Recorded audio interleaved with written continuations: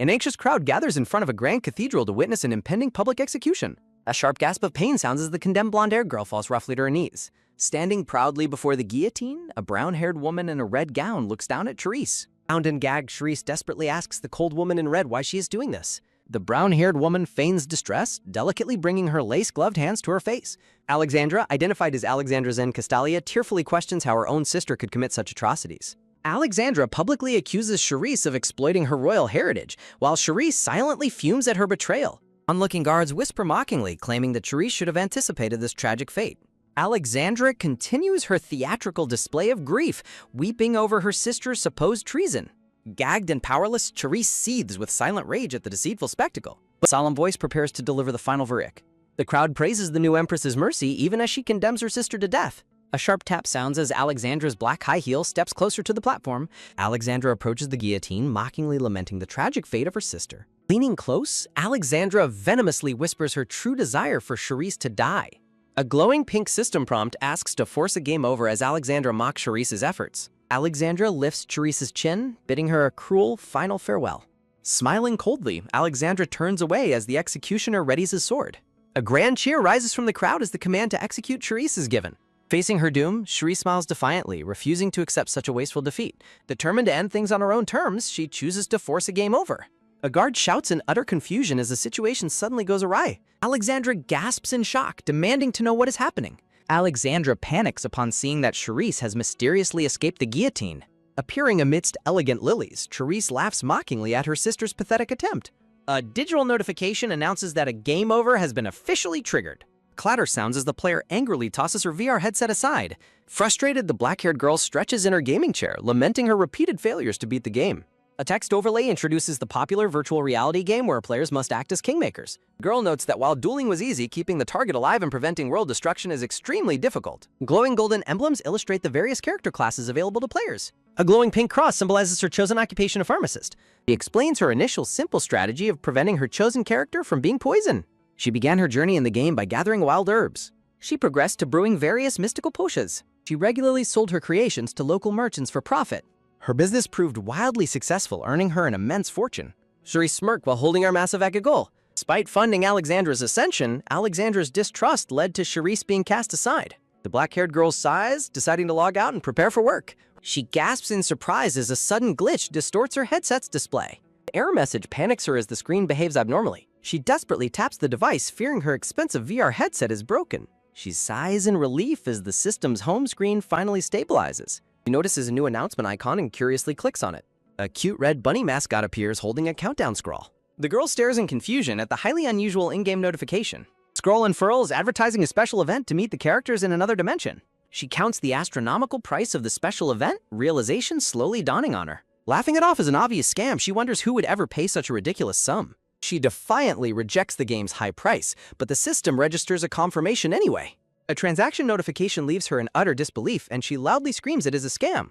She demands a refund, but a smug mascot bunny declares that refunds are completely impossible. Before she can complain further, a powerful digital vortex violently sucks her into the game. An oppressive darkness closes in as she groans in pain, slowly waking up. Her vision slowly starts to clear, revealing a blurry wooden desk in an unfamiliar room. She wakes up lying face down, realizing she has long blonde hair splayed across the floor.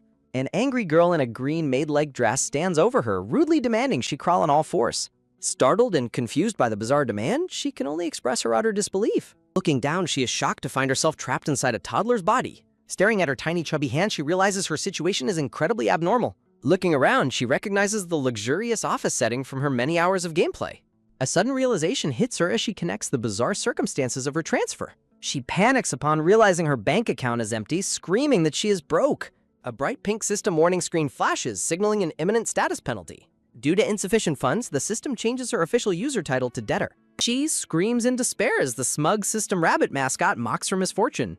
A system screen confirms that her official user status has officially changed to debtor. She throws a furious tantrum, loudly protesting the absurdity of her new debtor status. Standing over her petrified body, the arrogant girl asks if she has lost her mind.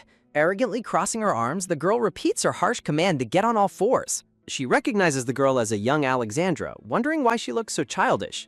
She quickly shakes off her confusion, realizing she has far more urgent matters. She frantically pats the air, desperately searching for a way to open her menu. She ponders crashing her account while the hostile girl asks what she is doing. A ruthless system notification updates her debt to a staggering 10 billion gems. The abusive girl kicks her backside, angrily yelling at her for ignoring her orders. Tears welling in her eyes, the toddler turns around and angrily screams to stop. A tense silence falls as they face each other in their simplified chibi forms. She recalls that this cruel child eventually grows up to be the treacherous Princess Alexandra. Smiling maliciously, the young princess readies a wooden pointer to teach her a lesson. Horrified by the child's cruelty, she is suddenly distracted by a glowing system prompt. System notification begins synchronizing her mind with the painful childhood memories of Charisse. A narrative overlay explains that Charisse's original game settings are absorbing into her mind. Overwhelmed by the tragic past, her tiny toddler hands clutch her nightgown in anger. She learns that Charisse was a scorned half-blood locked out of royal privilege. Unable to succeed normally, Charisse had decided to walk the dark path of a kingmaker. Despite her efforts, Charisse's villainous fate always led her to a tragic public execution. Getting off the painful memory, she focuses her resolve back on the immediate threat. Armed with new memories, she decides her first goal is escaping this bad-tempered brat. She feels a pang of guilt for taking over this poor girl's body and destiny. Her quiet reflection is cut short as a new system warning blares unexpectedly. The tutorial mission screen orders her to find a way to escape Alexandra. Stepping closer, the princess mockingly questions her sudden loss of confidence and fear. The cruel girl holds up her pointer, smiling as she prepares to strike. A sinister close-up smile spreads across the princess's face as she enjoys her power. Aggressively grabbing her blonde hair, the princess compares her to a stubborn, stupid horse. Pushed to her limit, the fierce toddler bites down hard on her tormentor's hand. The princess screams in absolute fury as the clever toddler quickly runs away. Playfully sticking her tongue out, the fleeing toddler mockingly bids her captor farewell. Charisse questions her sister's cruel personality and wonders why she targets someone younger. A smug mascot bunny appears, laughing deviously as a digital timer resets to 0. Charisse angrily confronts the smug bunny mascot, recognizing the source of her troubles. Burning with rage, Charisse accuses the mascot of sabotage and vows to stop them. Charisse furiously chases the escaping bunny down the corridor, demanding it stop immediately. Charisse vows to catch the mascot as she bursts into a dusty, cobwebbed room. Looking around, Charisse is certain the elusive bunny escaped into this very room. Charisse desperately vents her worries about being trapped forever instead of returning home to her cats. Charisse frantically searches for an escape as her sister's furious shouting echoes nearby. A sudden tap echoes, and Charisse cowers as the sound of footsteps draws closer. Terrified and tearful, Charisse silently wishes for her cruel tormentor to go away. Charisse takes refuge in the quiet room, grateful she found a hiding spot in time. Charisse reflects on the protagonist's tragic childhood, realizing she was frail and slow-witted. She despairs over the massive debt required to return to her real life. An oppressive dark shadow looms over the sprawling silhouette of the imperial palace. A foreboding question about her survival in this new world hangs in the darkness. Looking in the mirror, she wishes she had her older body to navigate this crisis. The mirror reveals an exceptionally adorable, wide-eyed toddler Charisse framed by elegant flowers. Charisse squeals in delight, completely captivated by how adorable her new toddler body is. Embracing a positive mindset, Charisse decides to enjoy being an adorable 4-year-old baby. With a quick gesture, she successfully summons her glowing pink system menu. Pink system screen announces her primary quest to repay the massive gem debt. Charisse is utterly horrified as the reality of her impossible quest sinks in. The system explains Castalia's brutal succession system overseen by a near-immortal emperor. A delicate hand picks up a glowing golden chess piece, symbolizing royal manipulation. Charisse doubts her survival in this ruthless royal family despite her previous kingmaker role. Charisse fumes in frustration over a mysterious third quest marked with question marks. The scene focuses on the cold, smirk-like expression of her approaching sister. Princess Alexandra corners Charisse, demanding her attention with a cold, menacing glare. Alexandra aggressively grabs Charisse, mockingly asking if she truly thought she could hide. A powerful magic circle glows as Alexandra corners her victim in the high tower. The display violently glitches and distorts, signaling an impending system error. A flashing pink notification abruptly announces a sudden and unexpected game over. Back at the start, Alexandra barks orders for Charisse to crawl on all fours. System penalty traps Charisse in game, prompting her to furiously chase the mascot. Overwhelmed by the endless loop, toddler Charisse lets out a loud, frustrated cry of hooah. Alexandra stomps her foot in absolute fury over Charisse's continuous defiance. Shielding herself, Charisse grimly realizes this reality behaves nothing like a standard game. A system screen orders the weak debtor to escape her furious sister or face defeat. Alexandra seethes with rage as Charisse desperately attempts to crawl away to safety. The urgent escape tutorial flashes repeatedly, emphasizing her fragile and dangerous situation. Charisse notes the system specifically demands an escape rather than merely running away. A vision of a guiding hand suggests she needs to find an ally. Charisse despairs, knowing she has absolutely no allies within this hostile royal court. Alexandra violently yanks Charisse's hair, prompting a sharp, loud cry of "Kya" from the child. Charisse mentally curses the repeated script and the painful, constant hair pulling. Charisse resolves to break the loop rather than keep repeating the same mistakes. Charisse bites down hard on her sister's hand, forcing a painful gasp of puke from Alexandra. Nursing her bitten hand, Alexandra prepares to strike, while Charisse braces for the impact. Looking back, Charisse grows highly anxious at the sudden and eerie silence. A sudden splat of dark blood drips onto the wooden floor. Looking down in complete shock, Princess Alexandra notices something is terribly wrong. Staring at her own trembling palm, she gasps as she realizes she is bleeding. Looking down in horror, the young princess mutters in disbelief at the blood. The furious princess demands to know how her sister dared to make her bleed, while the terrified toddler begs her to wait. The panicked toddler frantically thinks to herself that she never intended to cause such rage. A sudden ring echoes as Charisse's eyes go wide with shock at an unexpected sound. A glowing pink system screen triggers a sudden quest ordering her to stop Alexandra's nosebleed. She mentally screams in sheer frustration about receiving a quest in such a dangerous moment. Crawling backward, the terrified blonde toddler panics that her sister's fury will surely kill her. She complains about the miserable reward, remembering the severe penalty she suffered just moments before. She despairingly groans that she is worrying about game currency while her life is at stake. A sudden threatening step echoes as a dark shoe plants firmly on the wooden floor. Trembling with absolute rage, the furious princess warns her little sister to prepare herself. Acting quickly on instinct, the toddler frantically presses a clean cloth onto her sister's bleeding nose. The trembling toddler desperately holds the cloth in place, praying her swift action stops the bleeding. Suddenly, the door bursts open as their nanny rushes in, demanding to know what happened. The nanny gasps in absolute horror as she processes the scene inside the room. Spotting her arrival, the relieved blonde toddler cries out to her nanny with hope. The naive toddler rejoices that her savior has arrived, while the horrified maid wonders in disbelief at the blood. The toddler eagerly runs forward. "I'm just a language model and can't help with that." The crying child clings to the maid's skirt, but the woman completely ignores her to shout for Alexandra. The frantic nanny rushes over to Alexandra, demandingly asking who was responsible for hurting her. Cradling the injured princess, the dramatic nanny wails about running over after hearing a terrifying scream.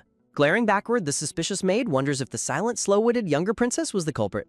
The realization deepens that she has absolutely no allies within this hostile royal court. A mysterious system narrative box acknowledges her desperate desire for strength and power. The nanny decides to stop the bleeding first, while looking around angrily for the younger princess. The nanny gasps in absolute shock as she senses an unexpected presence behind her. Standing tall with a chillingly serious expression, the toddler demands to know if the nanny just called her an idiot. The maid trembles in absolute shock, wondering how the mute child is suddenly speaking so clearly. Shaking off her shock, the angry maid fiercely points and yells at Charisse for being so violent toward her sister. The maid screams that Princess Alexandra is the Southern Emperor's daughter, warning of the consequences of a scar. A gentle memory flashes of a happy past when Charisse's parents were still healthy and present. Remembering how she lovingly called for her mother, she wonders if she would still be treated so cruelly. Wiping her nose, the proud princess coldly orders her frantic nanny to forget about it. Grabbing the maid's uniform, Princess Alexandra maliciously notes this is the perfect chance to teach her sister a lesson. Stomping her foot in fury, the princess mutters that she truly did not want to resort to using this power. A powerful dark magic circle glows brightly as Princess Alexandra unleashes her terrifying royal energy. Clenching the cloth tightly, the brown-haired princess channels her dangerous magical aura with pure hatred. The entire room begins to violently shake as piles of heavy books tumble off the shelves. Princess Alexandra's eyes glow with a terrifying serpentine light as her draconic lineage awakens. A mythical glowing dragon heart hovers over the palace, representing the legendary power of the royal bloodline. A majestic silhouette of the victorious emperor appears, detailing how the royal family conquered the Dragon Lord. The ancient text explains that this sacred dragon power is extended to all descendants of royal blood. Enveloped in dangerous purple flames, Charisse desperately shouts the ancient royal laws prohibiting children under 10 from using dragon magic against royalty. Facing the raging magical threat, Charisse is dumbfounded to see another system alert appear. A glowing pink system screen begins measuring her current stats instead of offering a quest. Looking at her pathetic F-rank status screen, the stunned toddler gasps in utter horror. Quickly scrolling down the glowing menu, the toddler anxiously wonders what her user specialty could be. Relieved to see her pharmacology specialty is SSS rank, Charisse feels a sudden wave of hope. The system screen explains that her pharmacology knowledge is restricted to D rank until her 5 billion gem debt is fully repaid. Feeling crushed, the drug researcher cries that she cannot believe her incredible medical knowledge has been locked away. Princess Alexandra levitates with dark magic, commanding her terrified nanny to kneel, and the submissive maid quickly complies. A sudden aggressive hand reaches out and violently snatches the young toddler's pink sleeve. The angry nanny violently shakes Charisse, calling her a parentless devil and demanding she apologize to the princess. Charisse tears up in distress as her cruel nanny internally complains about serving such a disgraceful creature. Nanny squeezes the small toddler's shoulder with brutal force, digging her fingers into the pink fabric. Shoved with heartless force, the fragile blonde toddler falls painfully onto the floor. Oppressive dark aura rises as a chilling command orders everyone in the room to kneel. Startled by the sudden dark presence, the nervous maid looks up in confusion. Enveloped in menacing purple flames, Princess Alexandra coldly commands her victim to kneel and kiss her hand. An imperial memory shows a loyal knight kneeling to press his lips against the ruler's royal hand. The submissive knight demonstrates absolute loyalty, kissing the back of his sovereign's hand. Gritting her teeth, the defiant toddler screams that she will absolutely never submit to such cruelty. Defying the command, Charisse lunges forward and bites Alexandra's leg, making her scream in pain. Charisse fiercely shouts back that if they claim she has learned nothing, she will gladly prove them right. Thick black smoke fills the room as furious demands to let go echo in the chaos. A heavy, polished brown leather boot steps down firmly, signaling the arrival of an imposing presence. A tall red-haired nobleman draped in a majestic dark cape walks into the chaotic room. Princess Alexandra seethes with pure hatred, glaring at her sister and calling her a persistent fool. Gathering a violent vortex of purple dragon magic, the furious princess declares that this is the end. An urgent pink system prompt warns Charisse to stop chasing risky quests and focus entirely on escaping. The system screen frantically demands adult intervention, noting that royal safety must be guaranteed under age 10. The glitching system warning states that she is about to suffer another sudden game over. Crawling desperately away on all fours, the terrified toddler cries out for anyone to save her. A deep, powerful voice suddenly pierces the room, dryly questioning the cause of the commotion. The magical spell instantly fizzles away, leaving both the nanny and Princess Alexandra frozen in shock. A tall, authoritative figure stands with his arms crossed, wearing white cuffs and black leather gloves. Staring up from the floor, the bewildered blonde toddler gasps as she processes the newcomer. The red-haired nobleman coldly remarks that he does not recall his sister giving birth to a wild beast. Charisse rejoices, realizing this majestic man is the only person capable of saving her life in this palace. Starstruck by his handsome appearance, Charisse wonders if he is a real human or a literal war god. The nobleman explains he came to find out who dared to lecture others in his palace. The room falls completely silent as the nobleman coldly calls out Princess Alexandra's name. Glaring down with a piercing red eye, the nobleman causes Princess Alexandra to tremble in sheer terror. Clenching her skirt tightly, the terrified gray-haired nanny meekly stammers out an apology. The nobleman sternly warns that royal children under 10 must never be oppressed with dangerous dragon magic.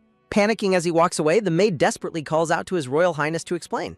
Glaring back with a dangerous red eye, the nobleman snaps that she is far too noisy. A chilling voice points out that she is not the princess, but merely a servant. The gray-haired nanny freezes in complete horror, letting out a sharp, terrified gasp. Overwhelmed by his suffocating aura, the frightened nanny drops heavily onto her knees on the floor. The blonde toddler stares up in wonder as the nobleman's massive shadow looms over her.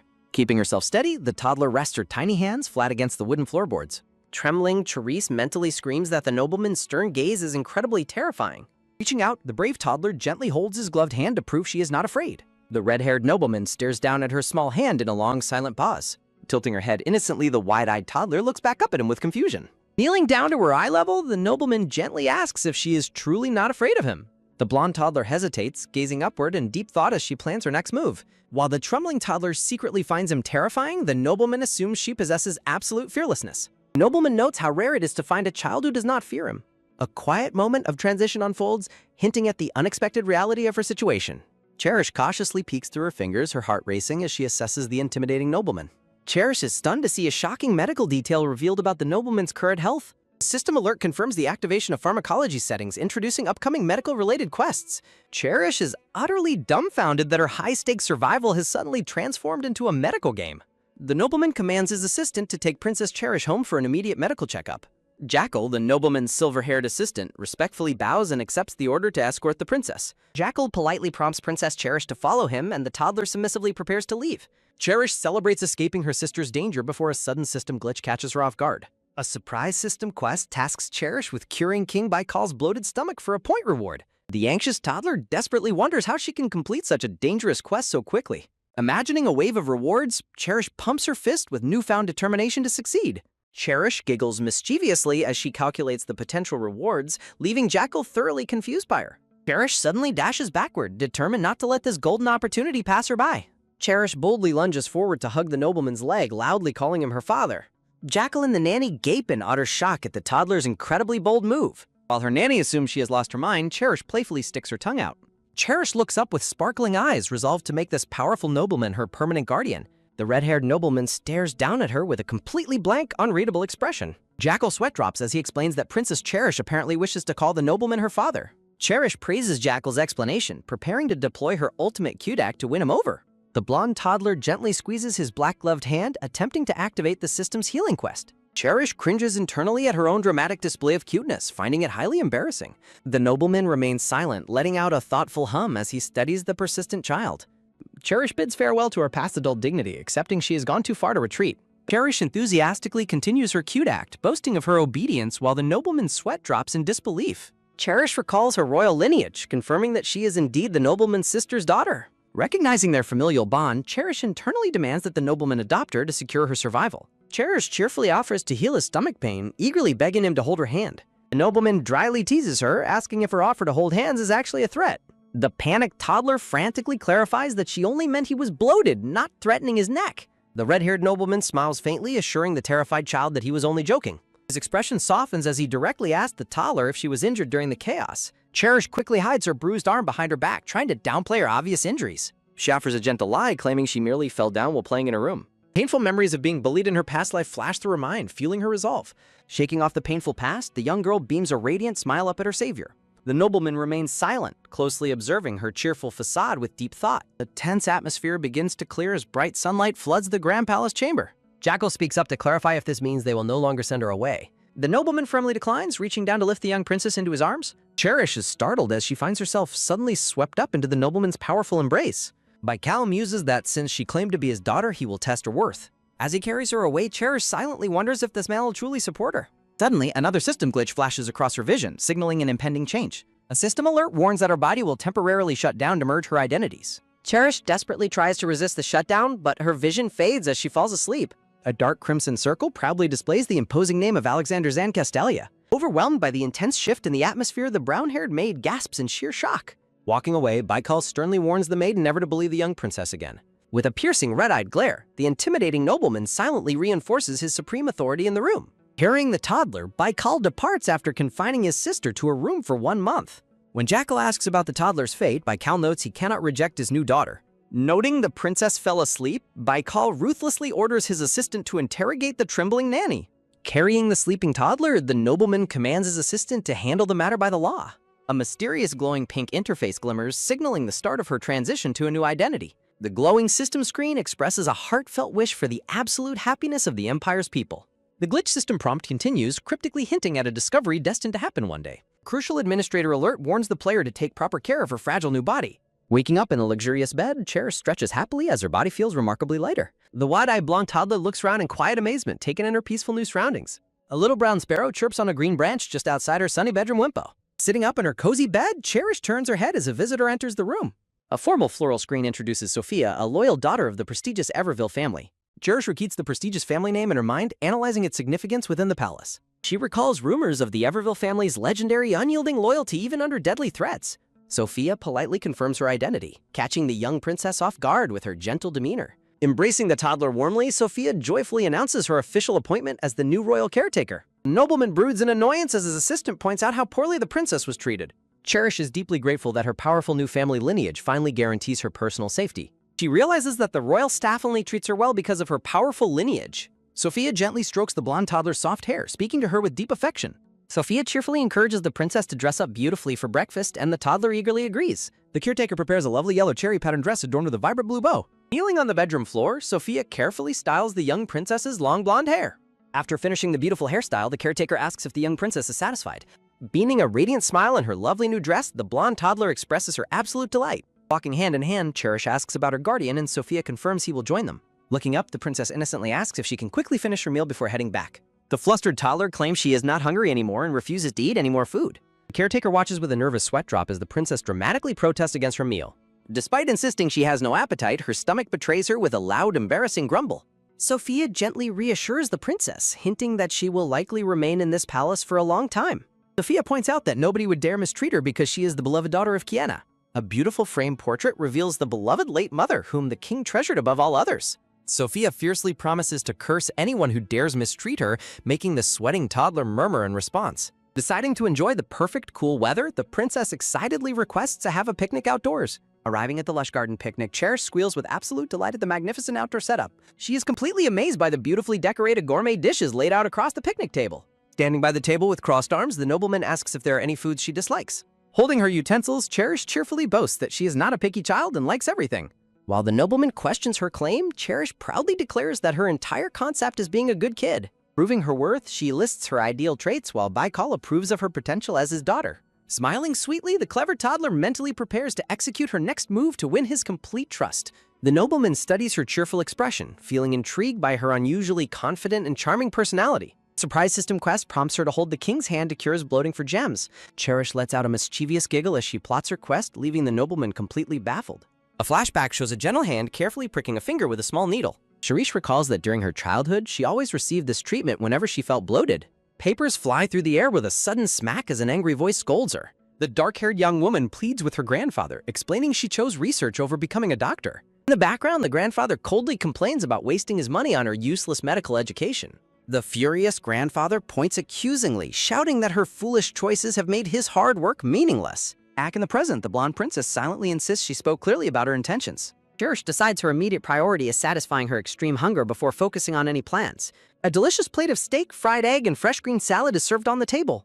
A magnificent golden brown roasted turkey on a bed of fresh lettuce is presented to the table. With a soft clink, a gloved hand places a bowl of green soup before her. Cherish stares in absolute bewilderment and shock at the unappealing bowl of green pea soup. The server defends the pea soup is healthy while Cherish mentally screams in total despair. With a sudden ta-da, a plate of golden, crispy croquettes is proudly presented before her. Cherish looks completely dizzy and nauseous upon realizing her non-picky claims backfired so terribly. Looking completely listless, Cherish reluctantly agrees to eat the healthy vegetables if she absolutely must. An elegant voice politely requests the host to stop teasing the young princess with vegetables. Smiling warmly, the silver-haired man with the monocle chuckles softly at the princess's adorable suffering. The red-haired father commands his staff to research tasty vegetable recipes, sending instructions to the kitchen. Joyfully stuffing her face, Cherish reminds herself she is far too mature to be picky. With starry eyes and flushed cheeks, the young princess gazes happily at the culinary feast. Cherish is utterly amazed by the incredible flavors and wonders how such delicious food was prepared. To rhythmic eating sounds, Cherish ravenously devours her meal as the maid serves more roasted turkey. The gray-haired maid introduces herself as Nanya Lindinsky, politely requesting to handle the princess's meals. Smiling warmly, Nanya stands elegantly while presenting another delicious dish of roasted turkey. Cherish beams with pure joy, enthusiastically welcoming Nanya to take full charge of her dining. Flattered by her politeness, Nanya kindly tells the little princess she can speak to her freely. The white plate is left completely empty, wiped clean except for a single decorative leaf. Patting her stomach happily, Cherish proudly declares the delicious feast was the absolute best ever. The red-haired father sits quietly at the table, elegantly holding a glass of red wine. The handsome red-haired man casts a quiet, intense glance sideways with his sharp red eyes. Teresha sweats nervously, trying to think of a way to comfortably initiate their conversation. With a series of light taps, her small yellow shoe takes a bold step forward. Reaching out determinately, the young princess announces that she has an important question to ask. To a sudden grab, Cherish firmly clasps her father's large black-gloved hand with both of hers. Clinging to his hand, Cherish gazes up cutely at her tall, imposing red-haired father. The red-haired father looks down in surprise while Cherish maintains her sweetest, most adorable smile. Cherish panics as the monocle man and maid in the background react in utter horror. Whispers fill the air as they worry the princess intends to physically torture the young duke. The silver-haired monocle man is horrified while Chibi Cherish frantically screams her absolute denial. The monocle man praises her treatment as awesome magic, leaving Cherish relieved he finally understood. The maids discuss how easily a sudden request to prick someone's finger could be misunderstood. The gloved hand gracefully raises in the air to gain the attention of the room. Adjusting his monocle, the silver-haired man curiously asks how she knew her father's stomach was uncomfortable. Cherish explains her observant deduction about her father's poor appetite, earning warm praise from her companions. Blushing and waving her hands, Cherish modestly downplays the compliment with a nervous laugh. The red-haired father's silent, intense gaze makes Cherish wonder if he doubts her young intellect. Asked about her source of knowledge, Cherish panics, her mind frantically shouting a ridiculous excuse. Cherish quickly fabricates a story about meeting a majestic white dragon inside a beautiful dream. She continues her colorful story describing a giant white dragon with glowing red eyes. Floating in a glowing, starry realm, Cherish recalls the system revealing countless secrets to her. The system even detailed exact remedies for dealing with her guardian's severe stomach aches. Bright sparkling illustrations of medicinal plants explain how to cure various ailments and diseases. The clever young princess prepares to use this medical knowledge for her next scheme. Cherish secretly wonders if her elaborate explanation will be enough to trick the nobleman. Nearby, the silver-haired assistant and the maids discuss the princess's unusual request in the garden. The system prompt suggests using the game world's lore as a convenient excuse. Despite the magical setting, she worries that her explanation will still sound like a hasty lie. Call dryly reasons there's no danger in letting a 4-year-old child help him. The nobleman instructs the elderly maid to prepare whatever the young princess needs. The elderly maid respectfully bows, accepting her master's orders with absolute obedience. With a sudden swift whip, the maid opens her notebook to write down the princess's list. Sophia looks completely baffled when the princess mentions an ear as part of her treatment. Standing on her tiptoes, Cherish whispers her secret instructions directly to the confused maid. Sophia hands the written list to the head maid, who politely thanks her. The crisp, sudden flip, the head maid inspects the handwritten list of medical requirements. The head maid smiles gently as she realizes the princess is trying to help. The system instructions request a clean needle among the items to be prepared. The guide details disinfecting a long, thin needle and preparing clean bandages. Jackal curiously asks Princess Cherish why she whispered her request so secretly to Sophia. The assistant eagerly begs the princess to explain the reasoning behind her secrecy. While Baikal trembles in fear of the pain, Cherish worries about her father's anxiety. With a soft cough, the assistant realizes the princess was only trying to protect Baikal's feelings. Cherish nods innocently, confirming she wanted to spare him from feeling afraid. Internally, the clever toddler congratulates herself on executing a perfectly adorable act. The scene shifts to the Grand Royal Palace as Baikal returns to his chambers. Memories of past betrayals, spy conspiracies, and dangerous plots flicker through his mind. Back in the garden, Cherish remains deep in thought about her next steps. She feels immensely grateful for the unique opportunities this system has provided her. A sharp click-clack echoes as the maid places the tray of medical tools on the table. The head maid declares that the preparations are complete as she handles the needle. With a swift swish, Cherish grabs the needle, causing Sophia to scream in absolute panic. While the assistant stifles a laugh, Baikal growls in embarrassment as Cherish wraps his thumb. The assistant curiously asks the princess why she is heating the needle with fire. Cherish explains that heating the needle prevents infection, prompting the assistant to take notes. Squeezing his large hand, Cherish gently asks him if he is feeling any better. Her throat tightens as she swallows nervously, preparing to prick his finger. She carefully aligns the sharp tip of the needle with his wrapped thumb. A sudden, sharp stab releases a splash of blood, successfully pricking his finger to heal him. The needle penetrates his skin cleanly, initiating the traditional treatment method. Cherish triumphantly celebrates that she successfully pricked his finger. A colorful banner flashes across her vision, congratulating her on finishing the task. The young princess's eyes sparkle with excitement at her sudden accomplishment. A system message confirms that she has successfully completed her mission. The interface announces that 1,000 gems have been instantly rewarded to her. Cherish admits that the sudden, loud notification completely scared the hell out of her. Looking relieved, Baikal pleasantly notes that his stomachache is completely gone. Looking at the tiny droplet of blood, the nobleman confirms the pain has fully vanished. He asks how she did it, and she claims it was just a traditional method. Cherish smiles warmly as she holds his hand, glad she could save her new guardian. A voice remarks that her medical treatment is an incredibly innovative and unexpected technique. Cherish lets out a sigh of relief, glad that her secret has not been discovered. While the nobleman hums thoughtfully, his silver-haired assistant suggests praising the young princess to show his pride. The nobleman agrees and reaches out his hand to give her a well-deserved pat. The red-haired nobleman turns away, leaving a lingering sense of quiet contemplation in the garden. The tall nobleman gently places his hand on the blonde princess's head, patting her softly. Cherish's eyes sparkle with excitement as she eagerly asks if he is truly proud of her. The assistant notes that previous doctors were too cowardly and intimidated by the nobleman to treat him. The assistant recalls the bold moment the princess grabbed her guardian's hand and pricked it. A system status window displays the profile of Divine King Baikal, revealing his familial relationships and unresolved indigestion. A sudden ding chimes as the startled princess realizes she might need to prick his other hand. Pink system warning alerts her that her guardian's indigestion is still only half cured. The young blonde princess looks deeply concerned upon realizing her healing mission is incomplete. A new system quest instructs her to find natural herbs or fruits to cure indigestion. The system displays a recipe of wild herbs and fresh fruits to craft a digestive potion. The system promises a massive 10 million gem reward if she successfully brews a proper digestive potion. The blonde toddler ponders her next move, determined to claim the massive reward. Informational boxes describe the plum blossom, a resilient flower that blooms even in the winter snow. The princess suddenly gasps in excitement as she successfully identifies the perfect ingredient as an apricot. A visual guide displays a jar of sweet preserved apricots and a refreshing glass of tea. Cherish realizes she can earn extra points by serving refreshing drinks to the exhausted palace guards. Cherish remembers seeing a plum tree in the palace and hopes it is still intact. Under the garden trees, the red-haired nobleman discusses royal palace matters with his loyal assistant. While the adults stand talking in the courtyard, Cherish approaches them from behind carrying a tray. The young princess's determined face is beautifully reflected in the warm golden liquid of the cup. The busy nobleman curtly dismisses her, stating he has far too many duties to attend to. An urgent mental cry begs the nobleman to stop before he walks away. Baikal reassures her that she is safe from Princess Alexandra, who will be banned for a month. Cherish panics, realizing she will lose her ultimate opportunity if she does not speak up immediately. The young princess stammers nervously, struggling to get her urgent words out.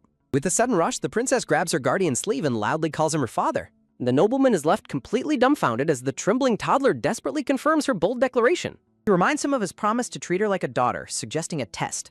The nobleman mutters in confusion, making the princess realize to her horror that he forgot his promise. Cherish swallows nervously, realizing she must quickly salvage this awkward situation before it falls apart. She remembers the numerous competitive royals sharing her lineage, making her survival in this palace fragile. Cherish realizes that clinging tightly to this powerful nobleman is her absolute best chance for survival. The nobleman muses that only an exceptionally well-behaved child is worthy of being his daughter. When the nobleman asks if she wants to play instead of study, she eagerly agrees. With a surprisingly soft expression, the nobleman warmly encourages the young princess to go have fun. The nobleman notes that staying inside on such a sunny day is a total waste. When Baikal playfully asks if she wants to study after all, she frantically declines. The nobleman reassures her, saying he looks forward to reading a report of her fun day. The handsome nobleman smiles down at her with genuine warmth, completely melting her initial fears. The young princess looks up at him with wide, sparkly pink eyes, utterly charmed and relieved. The sun shines beautifully through the garden arches, casting a peaceful, warm glow over the courtyard. A gentle summer breeze rustles the green leaves, making a couple of them fall softly. Cherish realizes that her new imperial role of being a good child mostly involves playing. A serene view of the garden pavilion highlights her clever idea that making sweet apricots counts as play. The magnificent white towers of the royal palace stand tall under a clear, beautiful sky. The silver-haired assistant looks down at his documents, surprised that his master removed his magic armor. Baikal explains he only removed the armor because the princess asked him to do so. The assistant notes that the young princess is completely unaware of the immense honor she was granted. Baikal slides a document across the table, musing that the young princess deserves high praise. Cherish calls out searching for plum blossoms while Sophia frantically tries to steer her back. The assistant comments on how brightly lit and gorgeous the palace has become since Baikal's return. Cherish happily runs through the sunlit garden as her worried maid chases after her. Smiling warmly, the silver-haired assistant notes a striking similarity in the young princess's behavior. Baikal recalls the rare, fearless warmth of a child who once approached and hugged him. The assistant questions whether the youngest princess shares the exact same fearless and gentle nature. A peaceful memory depicts the beautiful blonde-haired mother smiling gently amidst the garden flowers. The assistant inspects Charsh's file, identifying her mother while noting the father's identity is missing. The assistant refutes official rumors labeling the clever young princess as simple-minded or slow. A bound maid sits in a dark interrogation room having falsely claimed the child was unintelligent. Silver-haired assistant remains deeply puzzled by how the child suddenly became so incredibly intelligent. The assistant theorizes that the princess guarded her heart until Baikal arrived to protect her. Baikal listens in silent contemplation, deeply processing the assistant's theories regarding the young princess. A political map illustrates the Grand Empire divided into separate northern and southern territories. Two chess kings represent the co-emperors of Castalia, whose equal power sharing is merely nominal. A single golden chess piece shines brilliantly, symbolizing the true locus of imperial power. Introspective voices contemplate the vast, unchanging passage of time over the long imperial years. The silver-haired assistant notes that King Rarehot has held the throne for a century and a half. A majestic king overlooks his kingdom, largely indifferent to his countless royal descendants. The assistant discusses the major royal bloodlines, noting that Baikal descends from the Wynn family. A divine illustration depicts the sacred ancestress of the empire bathed in heavenly golden light. A sudden clatter sounds as Baikal slams his gloved hand down, determined to uncover recent conspiracies. Baikal grows furious upon reading that the rival Gen family actively despises his bloodline. Baikal demands full accountability for the traitors, while his assistant readily prepares to eliminate them. A dark aura rises as charges of royal disrespect and embezzlement doom the corrupt nobles. Baikal suspects the young princess's genuine jewelry was stolen and replaced with cheap imitations. Insisting a royal should never wear fakes, Baikal orders his assistant to find a jeweler. A sparkling display of genuine, magnificent gold necklaces and precious gems is revealed. Baikal orders that Sophia be granted immediate access to the high-level royal dots. A majestic white pigeon takes flight, carrying the sealed letter containing the sovereign's orders. The assistant smiles warmly, noting the immense honor of entering the restricted royal vault. A speaker downplays the restricted vault level, noting it only stores clothes and jewelry. Grand palace arches stand majestic, emphasizing the high prestige of royal vault access. Baikal flinches in surprise when his assistant mentions the gems intended for Lady Kiana. Smiling knowingly, the silver-haired assistant admits he still remembers the details of that gift. The adorable, sparkly-eyed princess stares up, making the formidable red-haired nobleman sweat with nervousness. An urgent cry echoes through the garden as Cherish demands to know where her brother is going. Cherish panics loudly, while Baikal freezes in absolute shock at being addressed as her brother. Sweating nervously, the noble guardian casts a quick glance back as he walks away. While Cherish wails dramatically, Baikal reasons that children are easily placated with shiny gems. Baikal recalls his sister leaving the palace to escape the brutal struggle for royal power. The scene focuses on the letter his sister left behind, addressed directly to her brother. Baikal stares down at the letter, his face pale with sudden shock and rising grief. Somber text reveals the dark, tragic sight that awaited him after receiving her letter. With a sharp sap sounding, Baikal gasps in horrific shock as a painful memory flashes. The silver-haired assistant asks if his master is all right as Baikal struggles to dismiss the memory. The silver-haired assistant asks if Baikal is all right, and the nobleman admits his painful memories are resurfacing. When asked why he doesn't erase the memories with magic, Baikal explains his strength weakened during his 4-year imprisonment underwater.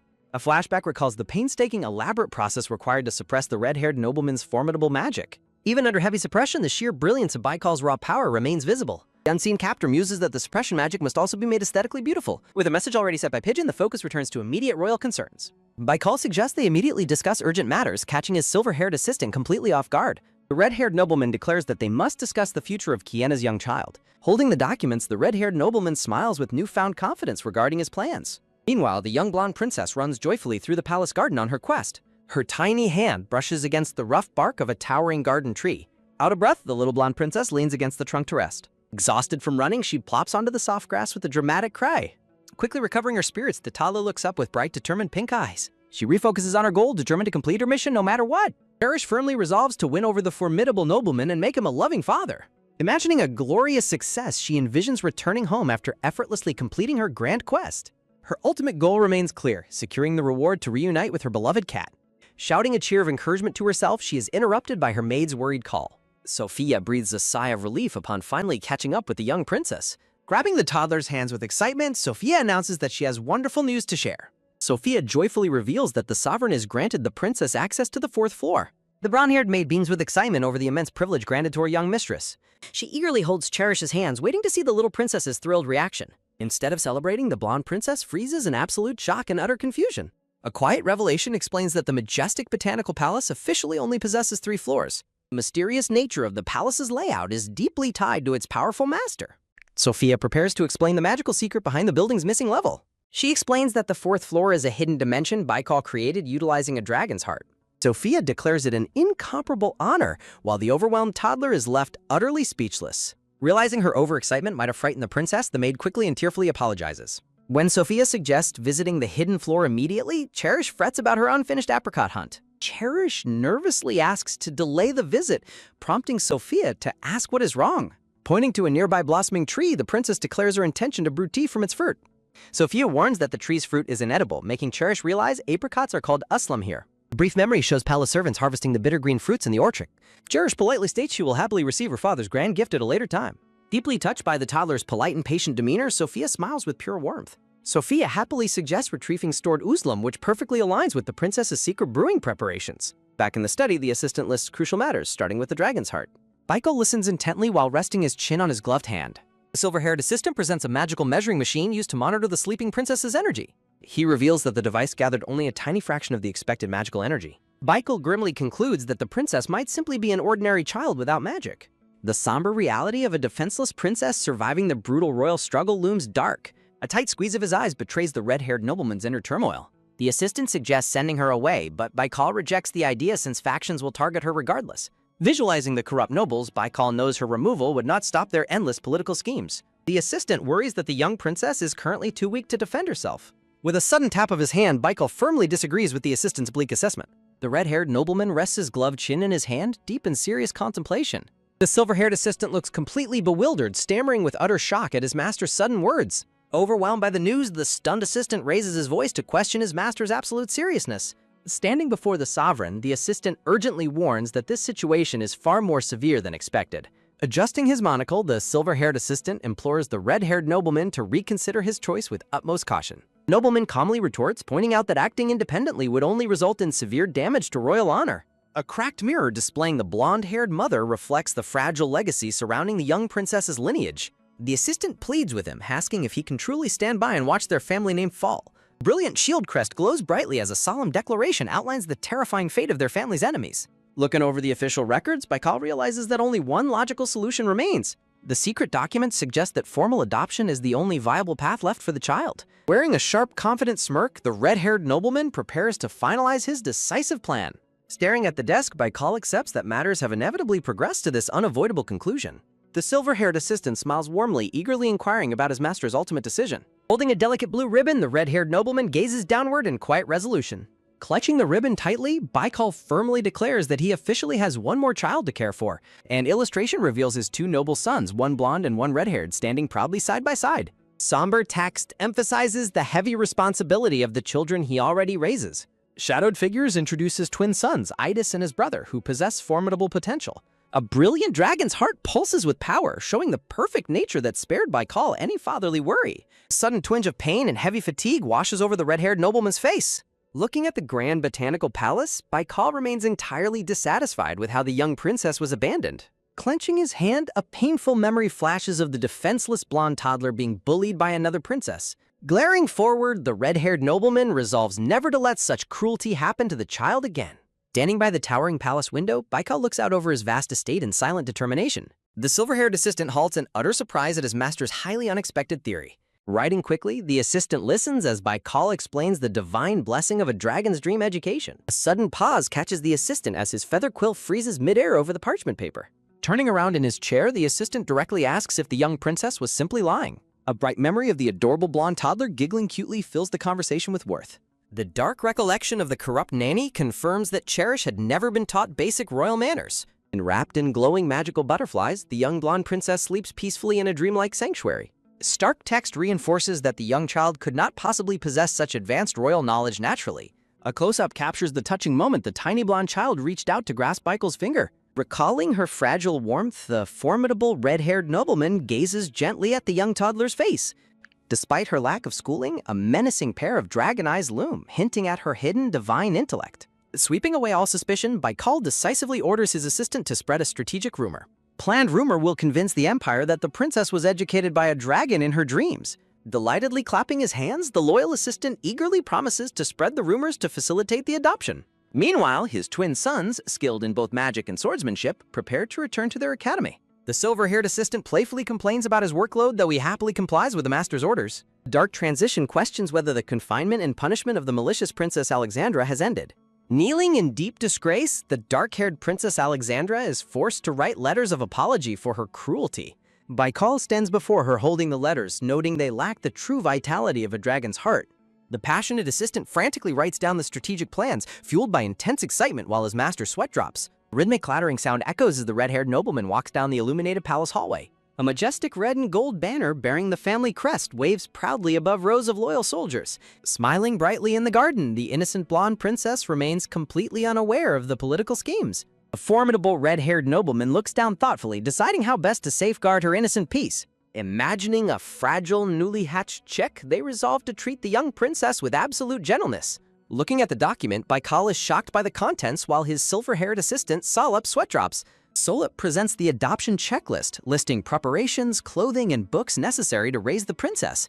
Recalling his highly capable son's magical accomplishments, Baikal resolves to simply erase any suspicious traces regarding the princess's knowledge. While Baikal suggests learning step by step, a polite knock on the desk interrupts their conversation with a call for His Highness. Turning his sharp gaze toward the door, Baikal firmly commands the visitor to speak. An urgent report explains that the little princess wants to use all the stored green uslam, baffling the gardeners. Baikal questions using an inedible fruit, but Solop admits they still do not know her ultimate plans. The red-haired nobleman remains deep in thought, quietly pondering what they should do next. Cherish beams with absolute joy, wearing her cherry-patterned yellow dress while holding a blue ribbon. I'm just a language model and can't help with that. Footsteps echo softly as Baikal calls out to his loyal assistant, Solop. Solop turns back in surprise as Baikal commands him to add more preparation items to their list. Wearing his monocle, Solop looks completely bewildered by his master's unexpected demands. Baikal fiercely declares that he does not care even if it takes thousands of books. He vows to read and analyze everything to become a perfect father for the young princess. Engulfed in a comedic fire of determination, Baikal poses proudly while Solop claps with a sweat drop. Solop wonders what book is normal for raising a daughter and decides to search for one. Freshly gathered green apricots pour into a large wooden tub with a loud rustling sound. Cherish enthusiastically announces her plans to make medicine, shocking the old gardener as he pours the fruit. The gardener, Tombi, scratches his head, admitting he has never heard of using uslam for medicine. Explanatory text notes that green apricots are inedible and highly unpleasant to eat on their own. Cherish secretly plans to claim a dragon taught her the recipe in a dream to avoid suspicion. Striking a proud, adorable pose, the little blonde princess prepares to spin her clever dragon tale. Irish internally praises the convenience of using an omnipotent dragon as an excuse for her advanced knowledge. While Cherish happily dances, Sophia and Tombi watch her with deep sweat drops, questioning if this is safe.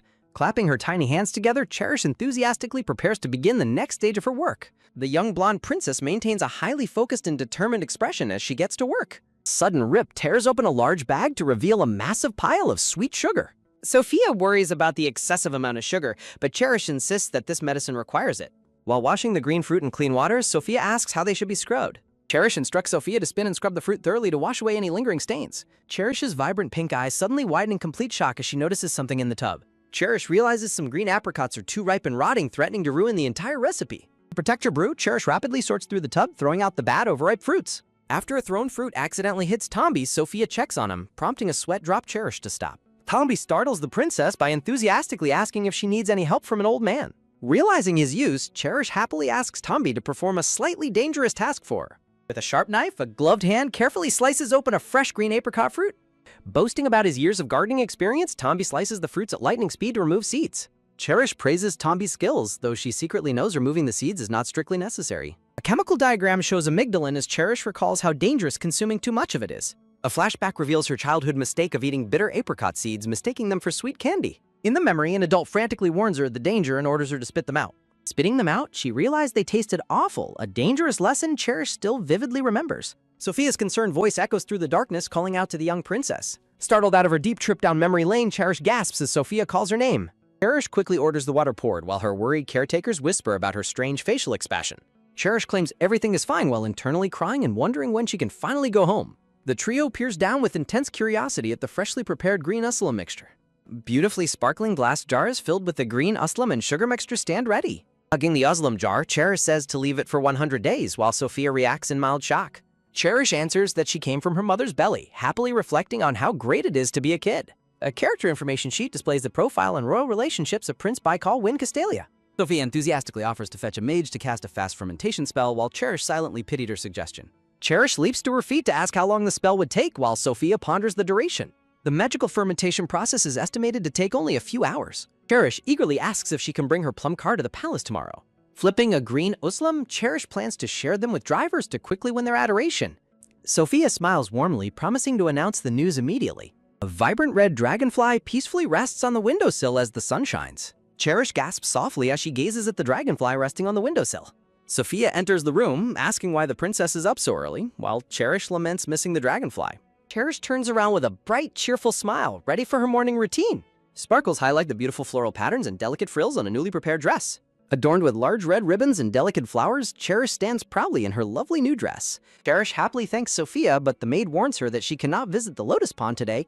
Sophia jokes that the fish would die of shock from her cuteness, leaving a sweat-dropped Cherish slightly embarrassed. Sophia leads Cherish to breakfast while the little princess asks if the uslam was soaked perfectly. Walking behind Sophia, Cherish eagerly resolves to check on the medicine and bring it to the prince. Sophia playfully guesses that Cherish wanted to check the uslam jar, completely shocking the young princess.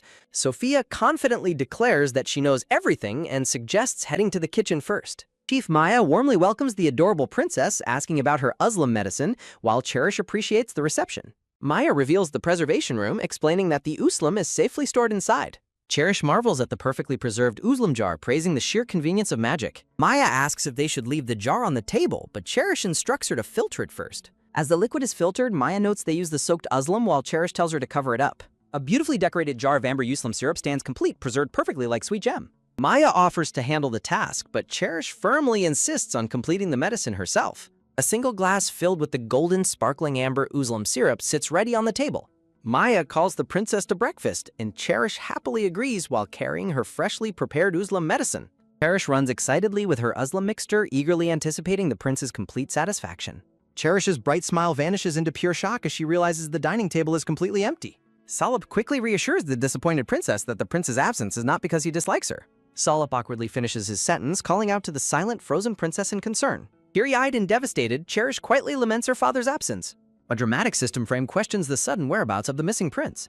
The grand stone pillars and arches of the palace training arena stand tall under the sky. Salop adjusts his monocle as he prepares to explain the prince's rigorous schedule. Salop describes how the prince wakes up at 4 in the morning to handle administrative tasks. Salop explains that the prince spends his dawns training tirelessly alongside his loyal knights. Cherish reflects on how hardworking her father is, realizing he ignores any personal discomfort. Cherish decides to leave for now, deciding she will return to find him later. Cherish's red shoes suddenly halt as she reconsiders her decision. Cherish asks Salop if going directly to the training hall would disturb her father. Salop smiles knowingly, suggesting that her visit might not be a disturbance at all. The impressive stone coliseum of the training grounds shines brightly under the clear blue sky. Soldiers in the courtyard whisper in surprise as the young princess walks past them. Clutching her medicine plate, Cherish runs eagerly across the courtyard toward the training hall. Cherish gasps in sudden surprise as she stops at the entrance of the arena. Adorable and sparkling, Cherish politely asks the gathered knights if they have seen her father. Pointing toward their commander, the blushing knights nervously inform the princess of his location. A sudden heavy step halts Cherish as she turns to face her father, Prince Baikal. Standing elegantly in a pristine white royal uniform, the red-haired prince looks down with a calm, stoic expression. Cherish eagerly runs toward her father while the surrounding soldiers whisper in complete disbelief at her presence. Soft light tap sounds as her red shoe swiftly steps forward across the stone floor. Scooping up the young girl, Baikal is slightly amused when she claims she missed him, dryly reminding her they saw each other yesterday. The gossiping knights shiver in fright, whispering about how terrifyingly out of character the cold prince is behaving. Surrounded by imaginary sparkling flowers, Cherish beams with absolute happiness as she wraps her tiny arms around him.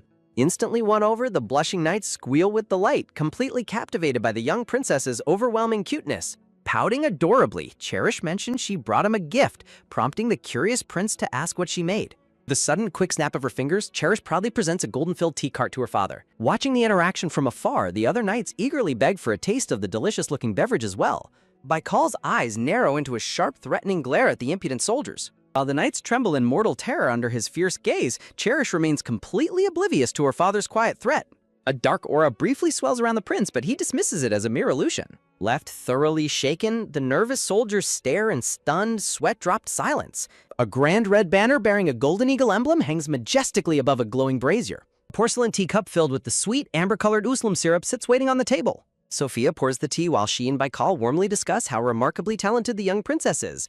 Taking a quiet moment to reflect, Baikal ponders what minor grievances he might actually have. He watches from his throne as Cherish generously distributes the sweet amber drink to the grateful soldiers. Holding up 2 glasses, Cherish cheerfully tells the knights to enjoy the medicine whenever they feel tired. Grumbling internally, Baikal reaches for his cup, wishing his daughter had only made enough for him to drink alone. A sudden quick grasp stops his movement as a small hand firmly clutches his gloved wrist. Cherish strictly scolds her father, snatching the cup away to prevent him from drinking cold beverages. Bewildered and sweat-dropping, Baikal stares in utter shock at his young daughter's assertive behavior. As Cherish holds the cup protectively, Baikal's anger completely melts away, finding her striking resemblance to a cat incredibly endearing. In his mind, Cherish transforms into an adorable, hissing blonde kitten, completely disarming his serious demeanor. The scene shifts briefly as Baikal pauses to reconsider a sudden, crucial realization. Highly skilled in martial arts and powerful magic, the formidable prince has virtually no visible vulnerabilities. A soft meow echoes in his memories, hinting at the stoic prince's secret weakness. A chubby black and white patched cat wanders into view, representing his ultimate soft spot. In a hidden memory, Baikal pauses to watch a stray cat meowing in the middle of a quiet forest path. The cute cat calmly grooms itself, a peaceful sight the prince has kept entirely to himself. Back in the present, the eager knights crowd around Cherish, offering to carry her on their backs. Baikal watches the scene unfold, his gaze narrowing slightly at the overly enthusiastic soldiers. Standing her ground, Cherish firmly rejects their offers, while her father attributes her pickiness to her natural royal beauty. Cherish shines radiantly, surrounded by a gentle halo and blooming purple flowers. Snapping out of his deep daydream, Baikal quickly calls out to his loyal maid, Sophia. He commands Sophia to take Sherry back while he resumes his rigorous physical training. Walking away, Cherish secretly plots to slowly win over her father by studying the child-rearing book she acquired. Before leaving, Cherish reaches out to gently tug at the hem of her father's sleeve. Baikal looks down at his daughter in gentle curiosity, asking if something is wrong. Cherish sweetly expresses her gratitude, revealing she is extremely happy about the gift Sophia mentioned. Leaning in close, the little princess whispers a final confidential message to her father. As Cherish trots away, the curious knights eagerly ask their prince what the young princess whispered to him. A warm, rare smile graces Baikal's lips as he reveals she asked him to call her Sherry next time. Cherish happily skips away, her twin blonde pigtails bouncing with every joyful step. Turning back to his men with a menacing aura, Baikal coldly announces that their rest is officially over. He delivers a ruthless final warning, declaring they will train through the exact amount of time they spent resting. Drawing his sword, the red-haired man declares that it is time to begin. A bright pink system notification chimes aloud to announce that the mission is accomplished. The system screen announces that the prince's ulcers have vanished, granting a massive gem reward. A chime rings out as a system notification confirms everyone's fatigue has been recovered. Sophia explains they are heading to the 4th floor to see beautiful jewelry, making Cherish hum curiously. Sophia explains that the complex path makes this treasury vault the safest in the world. Standing before a colossal portrait of a beautiful blonde woman, they gaze up in wonder. Gazing up at the magnificent portrait, Cherish quietly asks about the identity of the blonde woman. Sophia reveals that the portrait depicts Lady Kiana, the young princess's late mother. Pushing the heavy golden portrait aside, Sophia begins to explain the secret mechanism. Sophia reveals a hidden room on the 4th floor behind the portrait. Sophia points out the rubies, sapphires, and pearls, while Cherish marvels at the massive collection. Cherish wonders why her exceptionally powerful father does not covet the Southern Emperor's throne. Looking slightly worried, the young princess wonders if creating this space was troublesome for him. A beautiful golden tiara adorned with a large central gem sparkles on a red cushion. Cherish stares at the dazzling crown with glittering eyes, completely captivated by its beauty. Cherish excitedly puts on the tiara, claiming it is for her, while Sophia sweat drops nervously. Sophia explains the tiara belonged to Lady Kiana, causing Cherish to choke in sudden surprise. Sophia asks with a nervous expression if she explained the history of the gift correctly. Still wearing the tiara, Cherish quietly looks down at another gorgeous piece of blue jewelry. Cherish admires the beautiful blue necklace, wondering why her father did not give it to her. Clutching the lovely blue accessory, Cherish stands in quiet contemplation amidst the sparkling treasury. Cherish gently places the necklace back, smiling softly as she reflects on having a family. Cherish softly confesses her wish for a warm family, leaving Sophia silent and deeply moved. Sophia offers the jewelry to Cherish, but the polite princess hesitates, asking if they belong to her mother. Sophia reassures her by asking if her father would ever mind his daughter wearing her mother's treasures. In her thoughts, her father offers a rare, gentle smile of approval and worth. Sophia praises her and promises to safely transport the chosen treasures to her room later. Sophia compliments her tiara, prompting Cherish to ask if she truly looks like a princess. Lifting the little girl in her arms, Sophia warmly affirms her status as the true princess. Sophia suggests exploring the rest of the Twilight Palace, and Cherish happily agrees with a bright smile.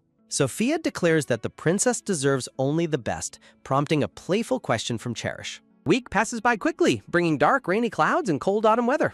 A heavy downpour of rain drenches the grand towers of the palace. Tucked in bed, the young princess opens her mouth wide to take a spoonful of food.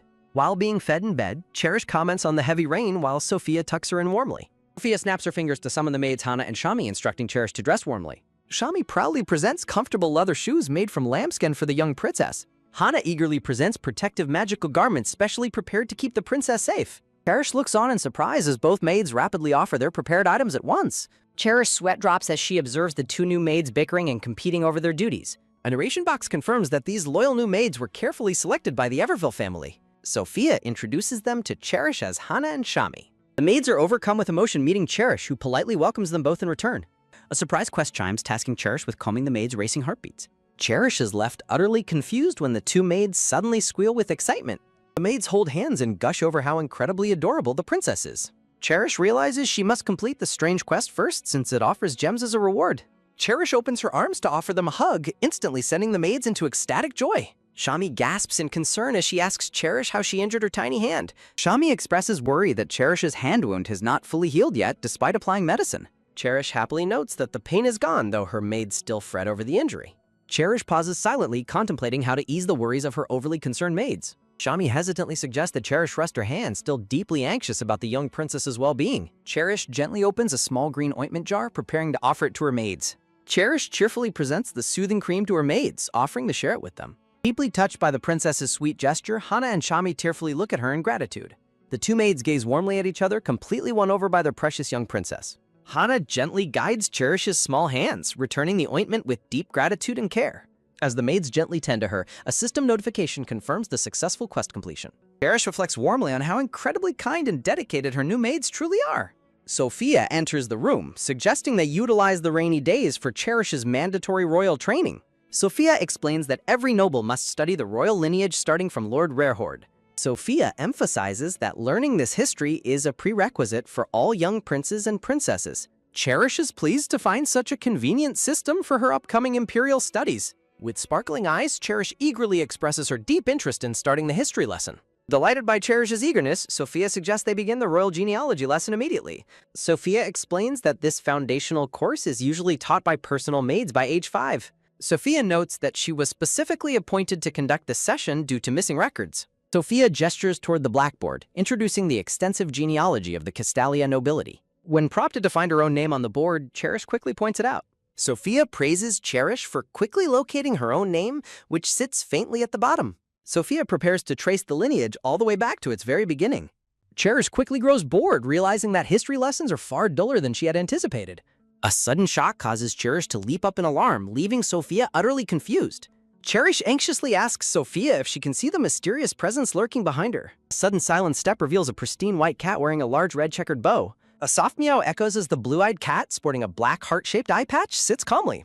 The elegant white cat meows happily again, completely unbothered by the princess's intense panic. Cherish is left thoroughly bewildered, realizing she might be the only one who can see the cat. While Sophia suggests taking a short break, Cherish anxiously watches the cat resting right behind her. Deciding to ignore the mysterious cat for now, Cherish insists they continue their history lesson. Sophia hesitantly agrees to resume the lesson, slightly puzzled by the princess's erratic behavior. Sophia taps a glowing blue magic crystal, instructing Cherish to prepare to take notes. A magical system notification registers Sophia's identity as the instructor for the class. Cherish marvels at the magic crystal, realizing it functions much like a classroom recording device. Sophia explains how the empire was divided, with the north ruled by the emperor. Sophia introduces Cherish's great-grandfather, much to the young princess's surprise. Sophia explains that a new generation of the royal family began after the emperor took the throne. Cherish nods in understanding, recognizing this as a tale widely known across the empire. The historical records detail how the emperor ruthlessly eliminated his brothers to secure the throne. A book and modern VR headset lie ready, serving as the interface for the simulation. Sophia describes the three royal factions named after the descendants, Jen, Jin, and Win. Sophia emphasizes a critical historical turning point in the imperial power struggle. Sophia poses a rhetorical question regarding the division of the country in the Southern Territory. Sophia explains that the emperor split the empire to give his descendants equal opportunities for power. Sophia notes the ongoing competition for the southern lands, while Cherish remains skeptical of his motives. Cherish realizes the harsh reality that this political game of succession is truly cold-blooded. Cherish recalls that among the 11 potential heirs, she is considered the most standard contender. Cherish asks Sophia about the true meaning of royalty without the prestigious Castalia surname. Sophia explains the concept of royal liberation, leaving Cherish shocked by the sudden news. Cherish panics, imagining a princess being cast out of the palace with a suitcase. Sophia clarifies that liberated royals receive land, but Cherish remains deeply worried.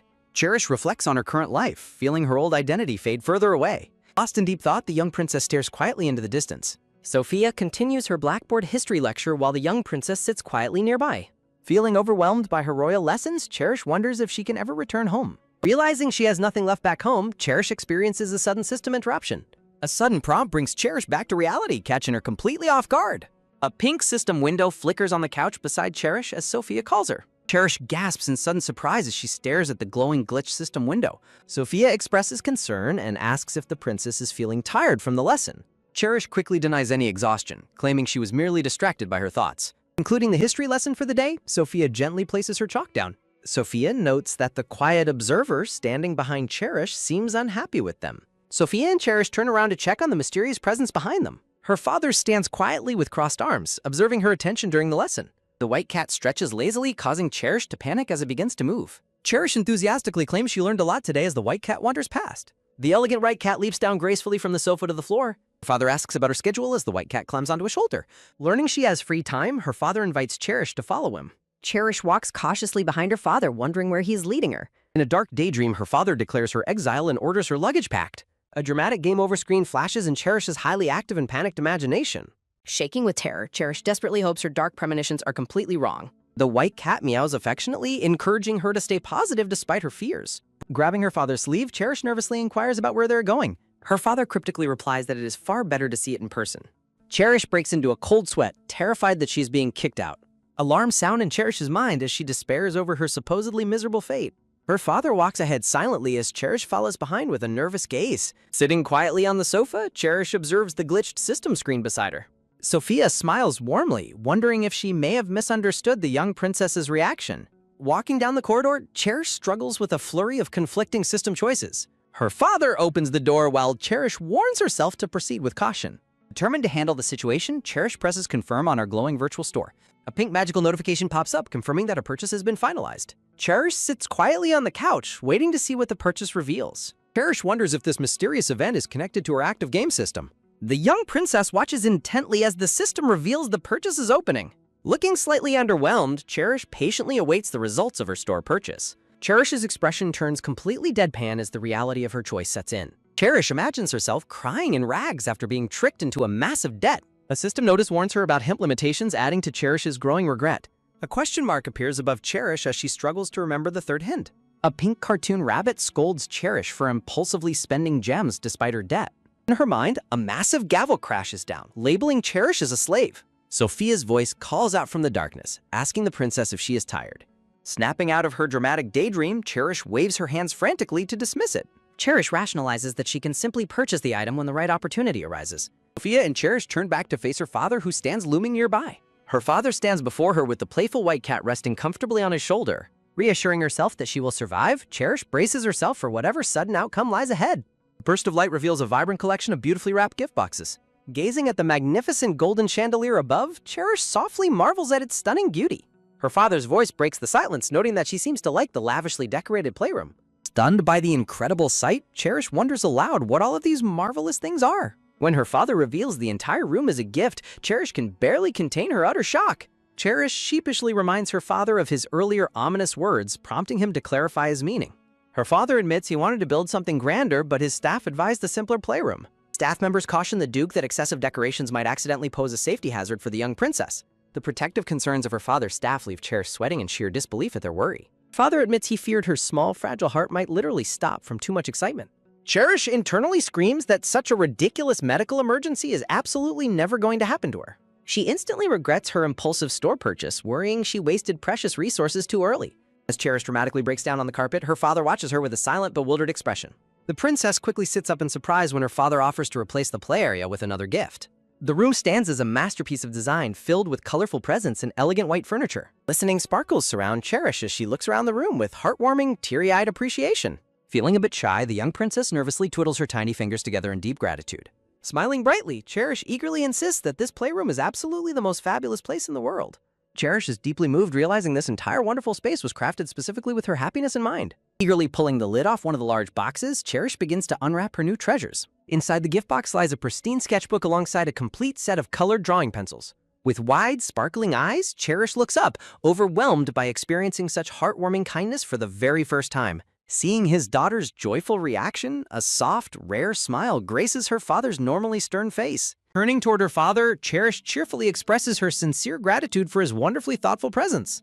Cherish happily notes that she has never received such a beautiful, wonderful gift in her entire life. Her father expresses relief that she likes it, mentioning he recruited the elite group Sustain to build it. When asked if she recognizes the name, Cherish nervously replies she heard her tutor Sophia mention it earlier. Cherish is stunned to realize Sustain refers to a legendary ducal family renowned for world-class architectural genius. Learning that legendary masters from the 5 noble houses decorated her room leaves the princess completely shell-shocked. Overwhelmed, Cherish drops to the floor in a dramatic dragon-style bow, leaving her father completely baffled. Amused by his daughter's ridiculous and dramatic antics, her father lets out a quiet, affectionate chuckle. A gloved hand gently reaches down to rest on Cherish's head as she lies on the floor. Crouching down to her level, her father affectionately pats her head to comfort his overly dramatic daughter. The young princess looks up in wonder as her father gazes down at her with uncharacteristic tenderness. Sitting back on the sofa, her father invites her to go play while he watches from a distance. Cherish peers curiously at the large blank sketchbook open on the table in front of her. She smiles warmly, silently hoping that her father will continue to cherish her for a very long time. Standing up determinedly, Cherish resolves to make the absolute most of her accidental purchase and have fun. Sweat dropping, she looks back at her father, awkwardly trying to decide what toy they should play with first. Settling onto the carpet, Cherish awkwardly begins to draw, hoping to make her sketching look completely natural. Glitch screen flickers on, prompting Cherish to lament that she has hit absolute rock bottom. The system screen displays her item purchase confirmation, leaving her to question the many strict rules. A sudden, quick tap sounds as she presses the glowing access button on the virtual window. Bright system notification confirms that the hint access pass has been successfully activated. Clutching her little bear plush, Cherish waits anxiously as the system begins to process her active hints. The pink screen counts down, displaying her remaining hints decreasing from 10 down to 9. Glitched pink system screen flickers as it prepares to reveal her first activated hint. Cherish stares forward with a serious, wide-eyed expression, anxiously waiting for the screen to load. With a soft ding, a pink tip window warns that a game over will completely reset her gem progress. Glancing to the side, the blonde princess processes this critical new piece of survival information. A magnificent, glowing white treasure chest appears on the screen, representing the high-cost vault she must unlock. The system showcases a bustling medieval town decorated with festive flags, illustrating the broader game world. A golden display showcases incredibly rare magical artifacts, all carrying an absurdly expensive price tag. Holding her chin, Cherish reminds herself of the high entrance fee to the system's exclusive dragon shop. She quickly presses the next button on the glowing screen to proceed to her next hint. A ding announces a penalty warning for users in debt, causing a wave of irritation to wash over her. Frustrated by the useless tips, Cherish repeatedly taps the screen while demanding hints she can actually use. The screen dings, presenting a brief explanation regarding the strict rules of the imperial succession. A sharp ding reveals quest methods to repay her massive debt, prompting the blonde princess to lose her temper. Cherish suddenly freezes, her attention captured as another notification pops up on the screen. A low voom echoes as a pink tip window outlines the massive gem rewards available from hidden quests. Cherish recognizes achievement quests as her best option, but yells in panic as the screen suddenly begins to glitch.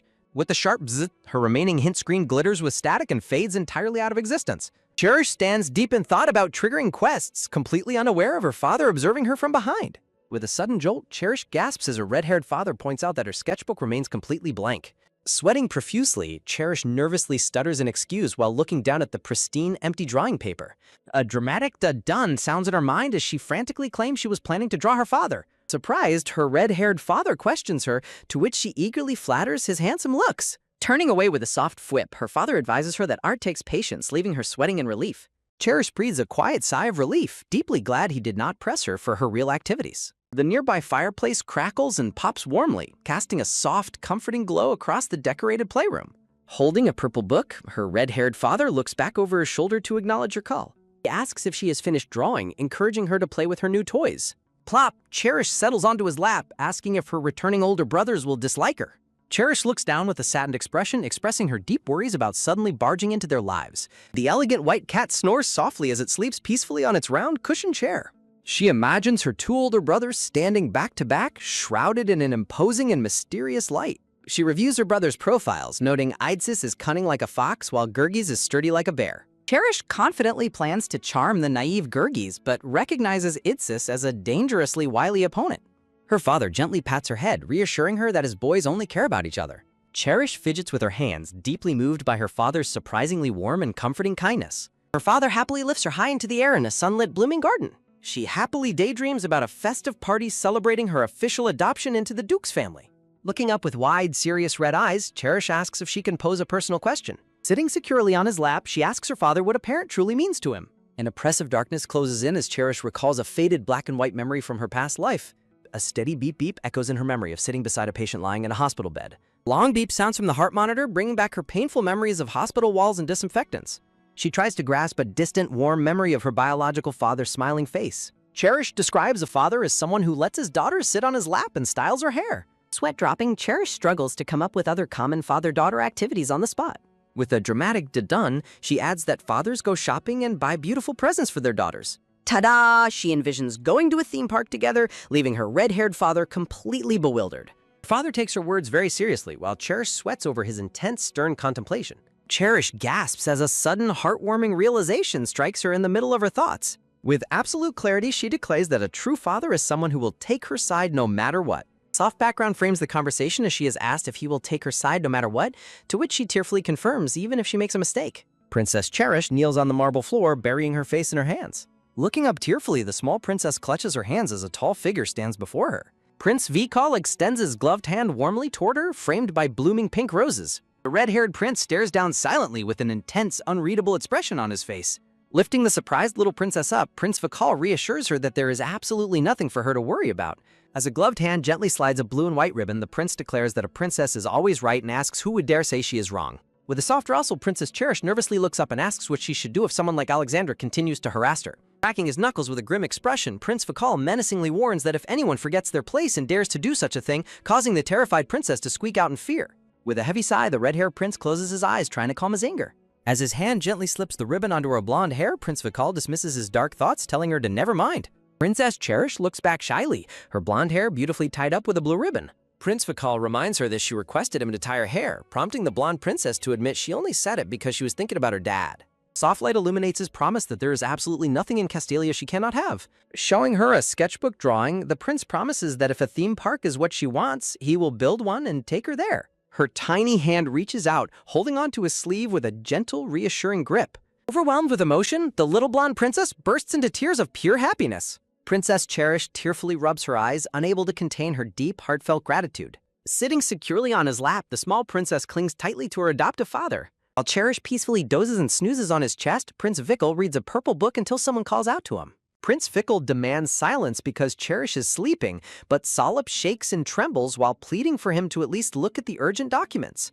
Prince Vikal questions if he should work when his child just cried herself to sleep on his lap, causing the girl to suddenly wail out as the aide sobbed that is not what he meant. Solip points out that the prince is doing nothing but reading parenting books and asks if they are amusing, to which Prince Vikal retorts that they are strictly for educational purposes, not fun. Though not disagreeing, Solip questions if it is really necessary and curiously asks for the title of the book. Prince Vikal reveals the title is The Demon's Darling Daughter with a dramatic sound, making Solip sweat and note that it sounds much more like a novel than a parenting book. Setting the book down, Prince Vikal tells Salib to leave the urgent papers and that he will handle them later, before suddenly pausing with a soft gasp. Gazing down at the sleepy girl, the prince realizes she is awake and asks how long she has been listening. Princess Cherish sheepishly replies that she woke up after hearing him talk and asks if he will work because she likes her daddy when he works, prompting a flustered Vikal to claim he was just about to start. Prince Vikal quickly declares they should go work, and Solip praises his decision, saying he should set a fine example for the princess. Solip expresses how glad he is to have Princess Cherish around, noting that the prince has gotten much gentler since her arrival. Solip praises the princess for being bright, friendly, kind, and adorable, adding that she has truly made the White Knight Palace come to life. While Cherish sweat drops, thinking Solip is overdoing it with the flattery, Prince Vikal cuts in and orders Solip to stop the chit-chat and head straight to his office. Solip agrees to escort him, but as they walk away, he suddenly notices something and stops in surprise. A subtle grin plays on the prince's lips as he leads the way. Turning slightly, Prince Vikal wears a soft, genuine smile of satisfaction and worth. Solip realizes with a knowing smile that the prince was only pretending and actually loves hearing compliments about the princess. Prince Vikal taps his desk and asks about the adoption process, to which Solip replies that everything is going smoothly and they can party by the time his sons arrive. Prince Vikal asks when his sons will return, and Solip explains that the headmaster reported they left early after finishing exams, confidently adding they won't get into trouble. Solip shares Sophia's request for magic to make the plum trees blossom along the spring path, explaining she wants to use the flowers as a theme since Cherish used the uzlam to make medicine. Prince Vikal agrees to the great idea and notes they only need to put up the posts, which Solip confirms a trustworthy servant has been tasked to handle. Grinning confidently, the silver-haired aide promises that by tomorrow morning the plan will be set. A dark screen features a single bubble predicting that the rumors will inevitably spread through the whole city. Amidst a loud murmur and clamor, the townspeople crowd around a public bulletin board in shock, marveling at the newly posted announcement. The crowd chatters and mumbles in disbelief, questioning if the prince has really decided to make such a bold move. The official announcement reveals that Prince Vikal will indeed be adopting Princess Cherish Castalia. Two townswomen whisper about Princess Cherish, recalling rumors that she was supposedly a dim-witted child who could barely talk or do anything. A man questions what the prince has to gain by adopting such a child, while a woman counters with gossip overheard from the palace, claiming the princess is actually not dumb at all. The rumors proclaim that Princess Cherish was blessed by a dragon, possesses the brilliant intellect to turn poison into medicine, and likely only played dumb to protect herself. While discussing the powerful Gen faction at the palace, the townspeople note that Princess Alexandra is grounded and suspect the returning prince will completely shift the political hierarchy. A townswoman smiles slyly, agreeing that a massive shift in power is indeed very possible. A vision of a grown-up Princess Cherish portrays her as a powerful contender for the throne. Curiosity grows regarding the potential political shifts surrounding the newly adopted princess. A sudden achoo interrupts Cherish as she wonders if someone is speaking about her. An elderly gardener points out that the little princess has gotten dirty. Greeted warmly as Mr. Tomby, the gardener marvels at her unique love for garden work. Cherish happily displays her basket full of medicinal herbs collected from the palace grounds. The gardener explains that only the main gardens are kept strictly for beautiful flowers. He points out that the back garden contains various useful plants for her to collect. A sudden swoosh of wind frames her excitement over finding honeysuckle and loquat trees. She realizes the palace grounds are a treasure trove of healing flowers and medicinal herbs. With a big stretch, Cherish listens as the gardener advises her to be very careful. The gardener warns her of hidden pests and snakes nesting within the palace grass. Cherish agrees but is left wondering about the current state of medicine in this world. She recalls the image of a traditional professional doctor from her memories. She reflects on how working commoners lack divine protection and frequently suffer injuries. A commoner winces in sharp pain after injuring his hand while handling heavy barrels. Untreated wounds often lead to severe complications for those working in the city. A deep, painful cut on a worker's palm highlights the danger of manual labor. Cherish asks Mr. Tomby how he receives treatment when he gets hurt. He explains palace servants utilize the medical center, prompting her to ask about outsiders. He reveals that ordinary citizens must purchase their medicine directly from the temple.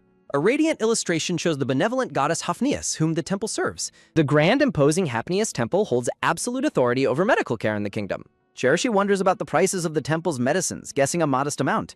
With a shocked spurt, Cherish reacts to the gardener's estimate of 100,000 gold. She is utterly appalled by the absurdly high cost of basic healthcare. She sweat drops, realizing that amount could feed a wealthy family for an entire month. With a low groan, the gardener laments the severe shortage of qualified doctors. He explains the shortage causes long wait times, leaving Cherish wondering how long. Cherish is horrified to learn that patients must wait up to a whole year. She realizes many poor patients tragically die before ever receiving their vital treatment. Birds chirp accompanies the gardener's mention of faster ways to see a doctor. The old gardener pauses with a thoughtful considering his next words carefully. He reveals that receiving prompt medical attention requires a massive sum of money. Realization strikes Cherish as she understands the corruption of the medical system. A wealthy man hands a heavy sack of gold to a smiling temple priest. A clatter of falling coins emphasizes that medical priority is based entirely on wealth. The young princess looks incredibly grave as she absorbs this bleak, unjust reality. The glowing potion reveals the sad truth of the wealthy surviving while the poor die. Dark, blood-splattered scaffolding symbolizes the dangerous, unprotected working conditions of the poor. Shirish recalls a secret meeting where a desperate spy named Baba offered loyalty in exchange for medicine. She remains deep in serious thought about the suffering of the common people. She remembers how scarce and valuable proper, compassionate medical treatment is for children. She contemplates the role of a certified professional doctor in a broken society. A light tap of her foot conveys her anxiety as she struggles for a solution. A pebble's tumble highlights her thoughts on people turning to unqualified substitute doctors. Shirisha frustratedly questions why divine power is wasted on her dress instead of commoners. With a soft pluck, the gardener wipes an apple and praises her empathy for the poor. He hands her the fresh apple, naively suggesting that prayer alone will bring healing. Cherish's eye twitches as she holds the apple, completely unconvinced by his simple faith. Cherish is about to take a bite of her fresh red apple with a happy sound. Cherisha sits on a rock eating her apple and contemplating her next move in this world. A commoner looks at a medicine bottle, confused that it does not contain alcohol. Commoners run away in fear, suspecting that Princess Cherish is trying to sell them overpriced potions while she desperately tries to call them back. Sweating Princess Cherish chews her apple as she struggles to find a way to solve this. A system tip window explains that she can earn gems through surprise, hidden, and achievement quests to repay her debt. Cherish looks at a dark sky with lightning and crows, pondering if her next major quest will alter the plot. As Cherish eats her apple on a rock, she resolves to make herself more approachable to the common people. A sudden loud shout startles the princess, causing her to turn around in surprise. An arrogant boy with brown hair demands to know why she is staring at him. Confused and sweating, Cherish stammers as she tries to process the boy's sudden hostility. The boy angrily shouts at Cherish to stop ignoring him, while she simply wonders who he is. The boy taps his chest and imperiously commands the princess to listen to him carefully. He proudly introduces himself as Ashgen Castalia, claiming to be a properly acknowledged prince. Chewing her apple, Cherish looks at him with deadpan indifference, completely unimpressed by his title. While Ash boasts about being the absolute best, Cherish questions why he is acting so full of himself. Ash stands proudly with his arms crossed, wearing a smug and confident smirk. Deeming him a waste of time, Cherish decides to walk away and ignore his annoying behavior. Ash laughs and boasts to another girl that Cherish fled in fear, while the princess watches from afar. Furious at his disrespect, Cherish seethes with rage and resolves to teach him a lesson in Prince Vikal's name. Sensing a sudden shift in the palace air, Prince Vikal flinches at his office desk in confusion. Ash mockingly demands that Cherish beg for forgiveness if she is truly frightened of him. He threatens to unleash his powerful dragon heart upon her if she does not comply. A bird flutters gracefully across the bright sky, completely contrasting the tense atmosphere below. Suddenly knocked to the ground with a leaf on his head, Ash looks up in utter shock. Looking down at him, Cherish addresses the boy with a cold, menacing gaze. With glowing red eyes, Cherish calls him a little brat and demands to know who he thinks he is messing with. Ash seethes with anger, furious that a smaller child would dare to speak to him in such a manner. Shirisha stomps hard on his foot, cutting off his insult about her mother with a painful yell. An ominous dark mist surrounds her command for him to apologize immediately. With terrifying, glowing red eyes, Cherish furiously demands that he apologize right now for insulting her mother.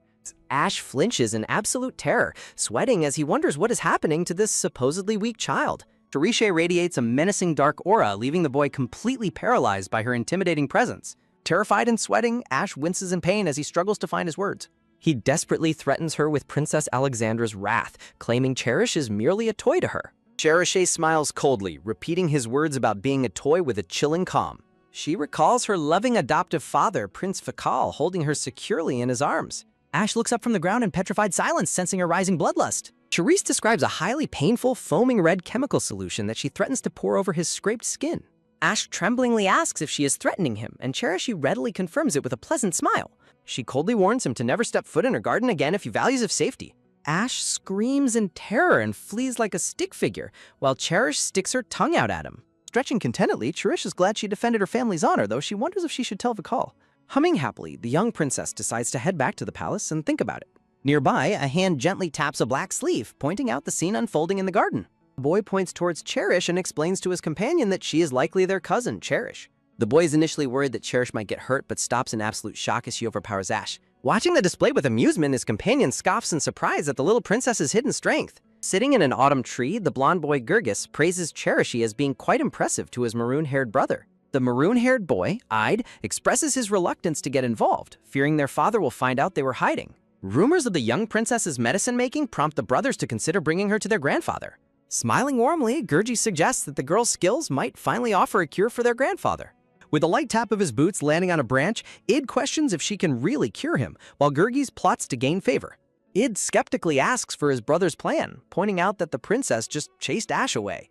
The brothers declare that merely driving the boy away is not enough punishment for insulting a win. Panting and sweating, the arrogant boy flees in a panic down the dirt path. His legs move in a fast sprint as he furiously curses the little princess. Rushing away, Ash angrily vows revenge and claims she wouldn't dare act tough around Alexandra. Gritting his teeth in humiliation, the boy mutters threats about their next inevitable encounter. A cold voice suddenly halts his escape, demanding to know where he thinks he is going. A sudden, heavy tension fills the air as the fleeing boy halts in absolute terror. Sweating profusely, the boy gasps under the sudden, suffocating pressure of a powerful presence. With an ominous womb, Id summons a magic circle and demands answers about his trespassing. Ash trembles and stammers, desperately trying to explain away his behavior as a mere misunderstanding. The quiet step Gurgis appears behind the trembling boy, coldly revealing they witnessed everything. Ash turns with a startled fwip, shocked to see Idsis, who coldly tells him to shut up. Sweating in sheer terror, the boy realizes he has landed himself in grave danger. He frantically calculates his chances, hoping Gurgis will only settle this with a few punches. While Gurgis playfully dismisses his lateness, the boy dreads the far more ruthless nature of Idsis. Gurgis smiles with menacing glowing eyes, asking Ash if he truly has no excuse. Ash shakes and stammers in absolute dread as the brothers point out his foolishness. With a sudden plop, Ash drops to his knees, begging the brothers for his life. He tearfully pleads for mercy, promising never to repeat his mistake if they forgive him. The two brothers look down at his groveling form with cold, silent indifference. Gurgis smugly offers a single chance of mercy, reminding him he must still apologize to Cherish. Relieved, the boy slowly lifts himself up, eagerly hoping he can finally escape. With a sharp step, Ide suddenly stops him, questioning his comment about not knowing they were present. Realizing the boy's disrespect was only halted by their presence, Gurgis cracks his knuckles menacingly. Unleashing a freezing, glowing aura, Gurgis promises to teach the arrogant boy a serious lesson. A piercing, terrified scream echoes loudly across the peaceful grounds of the Grand Palace. Back inside, Vikal asks about her scolding Ash, and she proudly confirms he insulted her mother. Vikal warmly praises her, noting that spoiled children like Ash desperately need a good scolding. As Vikal gently braids her hair, he explains that Salip is deeply grateful for her actions. Sharish happily eats her treat, silently praising Vikal's improving hairstyling skills with a soft chuckle. With a gentle dangle, Vikal finishes her braid with a cute cherry-themed hair accessory. A beautiful floral backdrop frames his proud announcement that her hair is all finished. Cherish turns around with a bright, shining smile to happily thank her adoptive father. When Vikal asks if she is going out to play, Cherish thoughtfully wonders what to do. The scene shifts to reveal massive, towering heaps of paperwork piled high in the office. Cherish realizes why the Palisades look far more exhausted than the active training nights. A clever grin spreads across the young princess's face as she hatches a plan.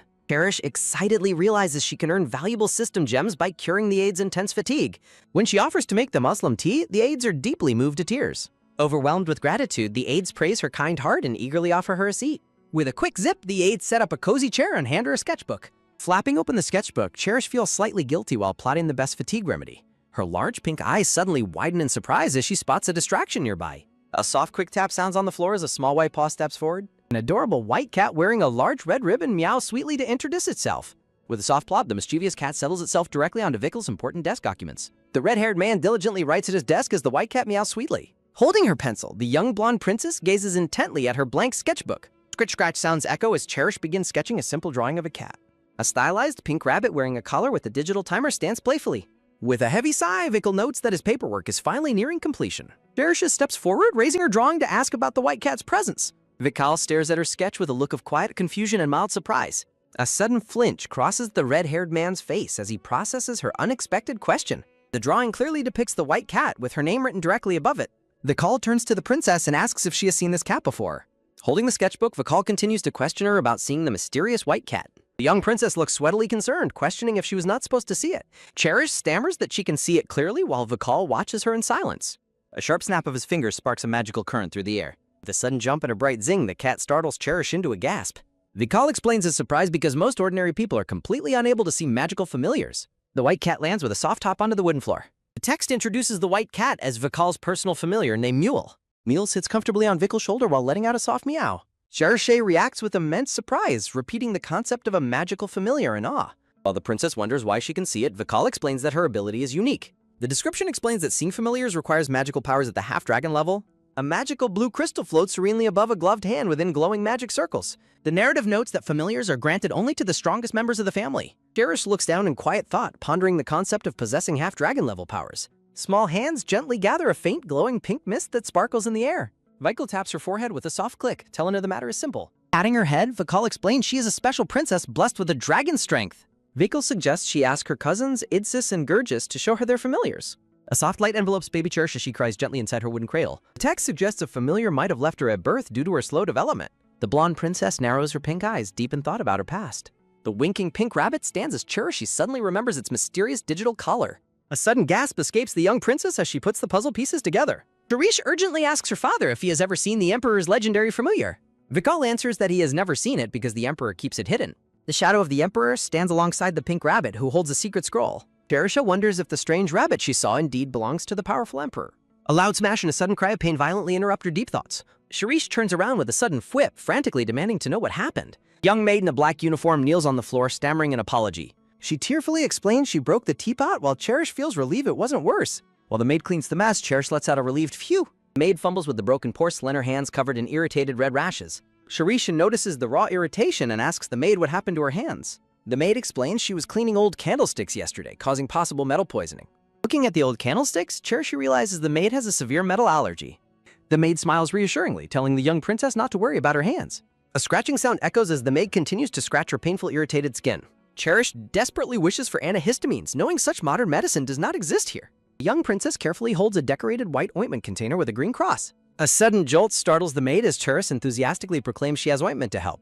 A close-up reveals the elegant vine-patterned lid resting on the open container of soothing cream. Cherish recalls asking the maid to apply the blessed temple ointment for faster healing. With the sudden grab, Vikal stops her, telling the eager young princess to calm down. Vikal explains imperial gifts cannot be distributed freely while Cherish insists on helping the maid. Clenching her hands nervously, Shami deeply thanks the young princess for her kind concern. The maid politely declines, explaining she already has a good ointment she can use. Vikal lifts the princess, who reacts with surprise as the maid reaches for her medicine. With a heavy sound, Shami reveals a dark wooden container filled with a strange ointment.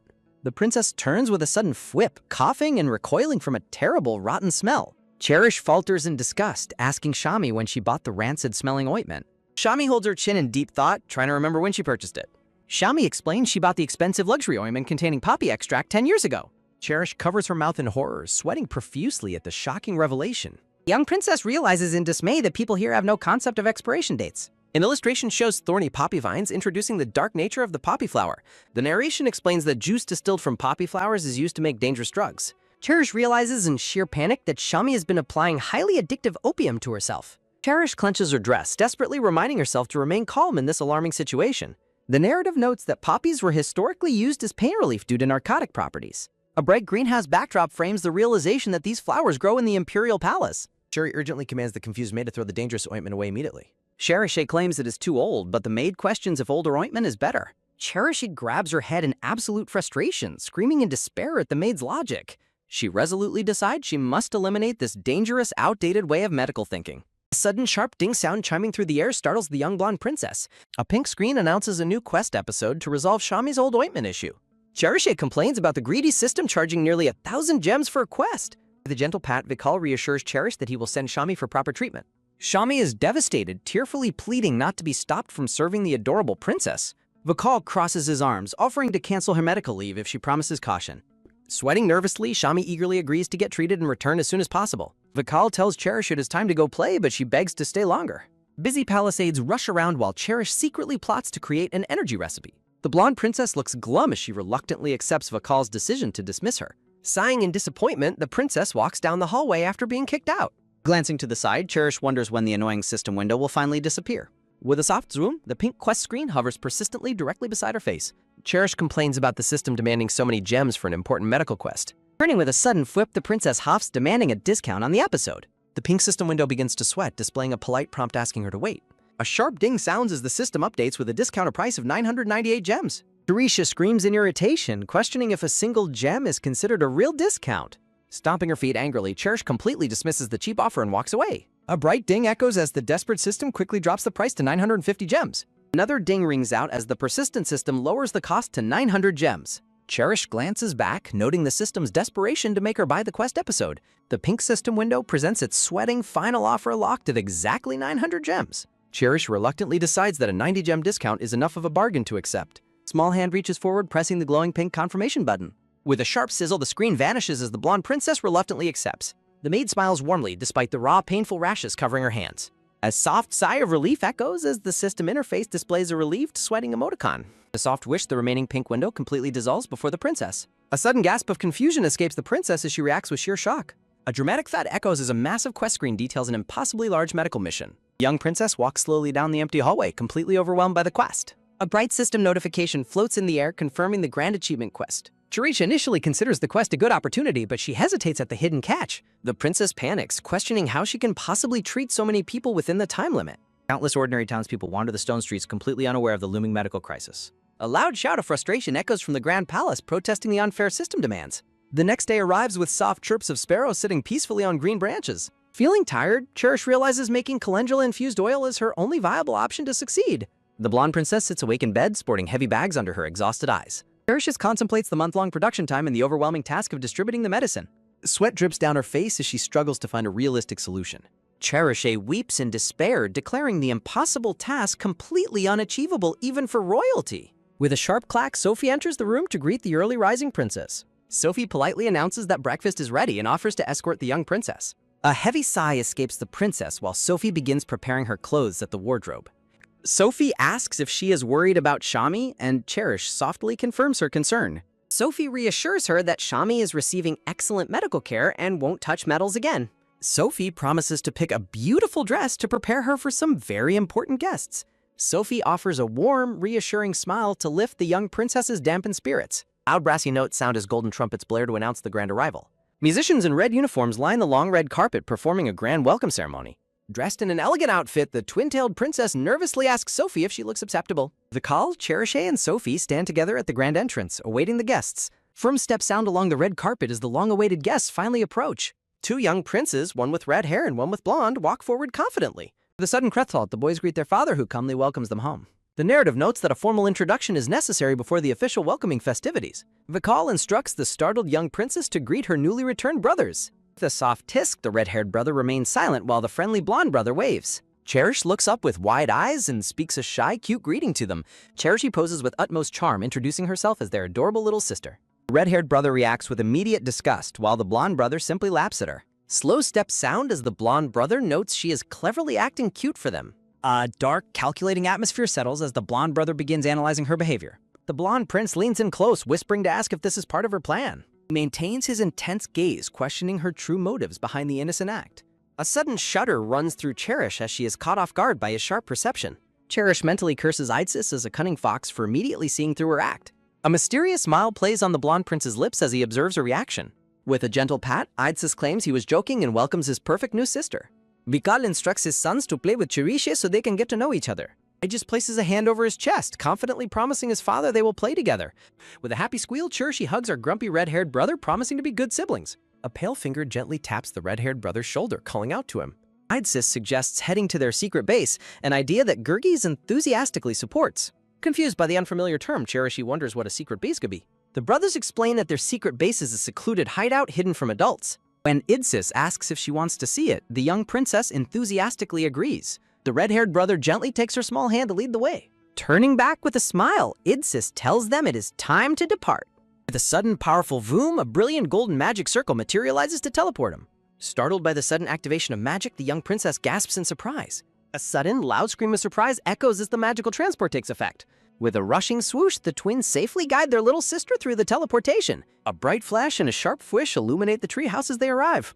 Feeling incredibly dizzy from the magic, the dazed princess wonders where they are. As Cherish complains about her spinning head, Gurgis grumpily calls her a weakling. Clasping his hands with a soft slide, Idsis apologizes for bringing up business. Seated comfortably, the blonde prince explains they brought her here to ask a favor. He mentions hearing about her impressive medical feats with their father and the knights. Gurgis adds that they need her help with a highly confidential royal secret. The princess listens quietly as she learns that their grandfather's health is declining. A formidable figure, their grandfather remains a powerful mystery within the royal family.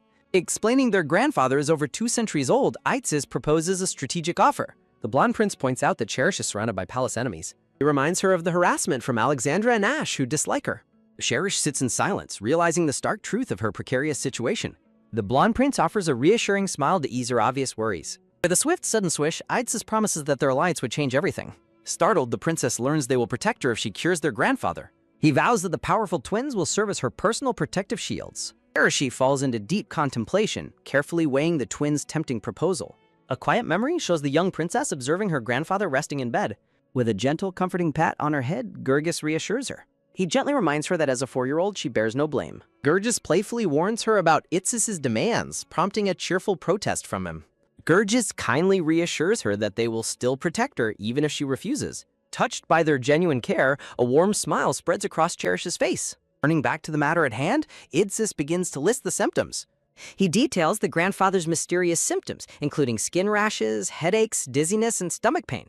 Hearing the distinct combination of symptoms, Cherish realizes she might have a clue. Cherish recalls a modern news broadcast detailing how pollen allergies swept the nation. She innocently questions if their grandfather has tried drinking all-curing blessed water. Idsis explains that grandfather's immense dragon powers make temple-blessed water completely useless. Cherish deduces that a lack of allergy awareness explains why standard medicines failed. She questions if a simple bee sting could possibly bypass powerful dragon defenses. Given the immaculate cleanliness of the Emperor's quarters, she dismisses dust allergies. Her investigation leads to a sudden realization that it must be a food allergy. She asks if there is a record of what their grandfather has eaten. Idsis explains that while secretaries record his meals, those records are strictly classified. Cherish sighs, understanding the high security risks involved in leaking imperial records. Recognizing the importance of checking his meals, they ponder how to gain access. With a sudden point, Idsis proposes bribing the secretary during the upcoming festival. Cherish thoughtfully wonders if she has heard of this earthy event before. She recalls her grandfather's affinity for collecting rare elixirs and expensive medicinal herbs. People seeking favor often present her grandfather with rare potions made from exotic ingredients. The bustling town square is filled with commoners preparing for the upcoming festival. Idsis explains that the upcoming agricultural festival in a month is the perfect opportunity to gather information while the capital's security is relaxed. Cherish is struck by sudden panic upon realizing the event is still a month away. The princess plans to make calendula ointment and pack it inside beautifully designed white boxes. Cherish plans to use the ointment to win her grandfather's favor and ensure his health. Cherish plans to distribute her ointment for free, knowing the imperial family will support it to boost their reputation. She is confident that townspeople will eagerly adopt her safe ointment over harmful poppy salves. With a confident grin, Cherish is certain she can successfully complete her system quest. She resolves that the upcoming agricultural day is her ultimate chance to succeed. Cherish smiles to herself, proud of her brilliant and flawless medical master plan. With a sudden jolt, Cherish realizes she has been spacing out during her conversation. Idsis asks if she is all right, prompting a startled and nervous reassurance from Cherish. She knows that if her grandfather's symptoms are serious, he will need a remedy immediately. She worries that nobody will believe a 4-year-old child can cure the Grand Emperor. Cherish panics, weeping dramatically as she realizes she has no choice but to wait. Idsis shifts the conversation, gently asking the young princess if there is anything she wants. The blonde prince admits he is deeply touched that she agreed to help them so willingly. Idsis promises to give her any gift she desires as a token of their appreciation. Cherish sits quietly on the large ornate chair, deeply contemplating the prince's generous offer. Cherish slowly speaks up, hesitantly admitting that there is indeed something she wants. Sipping his tea, the blonde prince curiously asks her what she would like. A determined expression fills Cherish's eyes as she prepares to state her requests. In the kitchen, the head maid is surprised when Cherish requests a sackful of sunflower oil. The head maid chuckles warmly, guessing that Cherish is preparing to craft more of her mysterious medicine. She recalls the kitchen staff enthusiastically drinking the leftover sweet syrup she previously prepared. The cooks often get full quickly from constantly tasting the grand meals they prepare. Cherish is genuinely happy that her sweet creations brought joy and comfort to the staff. The head maid kindly offers to carry the heavy jar of oil to the back garden. The kind maid instructs the princess to wait for her in the garden. The palace back garden is bathed in warm sunlight, filled with blooming colorful flowers. Standing amidst the beautiful flora, Cherish happily comments on the wonderful sunny day. The young princess gently sways in her lovely white dress adorned with pink bows. Humming a happy tune, Cherish skips along the paved garden pathway with pure joy. Her hand gently holds a vibrant yellow calendula flower as she inspects its quality. Looking closely at the blossom, Cherish wonders if the flower is too small. The elderly gardener, Mr. Tomby, approaches and asks if he has gathered enough flowers. Mr. Tomby proudly presents a large basket overflowing with freshly picked golden calendula flowers. 2 eager young gardeners rush over, proudly presenting even more freshly picked flowers to her. Mr. Tomby erupts in fury, loudly scolding his assistants for neglecting their official duties. The young gardeners defensively protest that they only wanted to repay the kind princess. The assistants nod in silent agreement, determined to show their deep gratitude to Cherish. His face flushed with anger, the elderly gardener trembles in absolute frustration. Mr. Tomby bellows at the assistants to immediately return to their duties. Turning back to the princess, Mr. Tomby apologizes for his assistants' overly passionate behavior. Mr. Tomby explains that the gardeners are simply eager to help Prince Vakal, whom they deeply respect. The gardener recalls how commoners like them were constantly scorned by other arrogant royals. Cherish realizes the gardeners are deeply grateful to Prince Vakal for treating commoners with true respect and equality. Carrying a basket of freshly picked calendula flowers, the young princess prepares to make her special ointment. Risha enthusiastically presents a step-by-step tutorial on how to craft her special calendula ointment. The instructions explain that freshly picked calendula flowers should be placed inside a clean, sanitized bottle. The tutorial advises adding orange flowers for scent and pouring oil until the calendula sink. Filled glass jars are lined up to sit under the warm, bright sunlight. Shami asks if the mixture needs to sit for a month, and Tarish explains it will become a great base oil. Although unsure of the ointment's type, Shami is confident the Imperial family will absolutely love receiving it. Clearing her throat with a soft ahem, Cherish hesitatingly prepares to tell Shami the absolute truth. With a cheerful wink, Cherish reveals the ointment is actually a surprise present made especially for her. Shami stares in utter disbelief, completely stunned by the princess's incredibly generous and unexpected gesture. Overwhelmed with shock, Shami internally screams in amazement at being offered such a highly precious gift. A white dove takes flight with a soft flutter soaring through the bright autumn garden trees. Cherish notes that Shami would use bad medicine for her hand and cannot easily go get treated. Showing Shami's bandaged hand, Cherish explains she wants her to have ointment to heal any future injuries.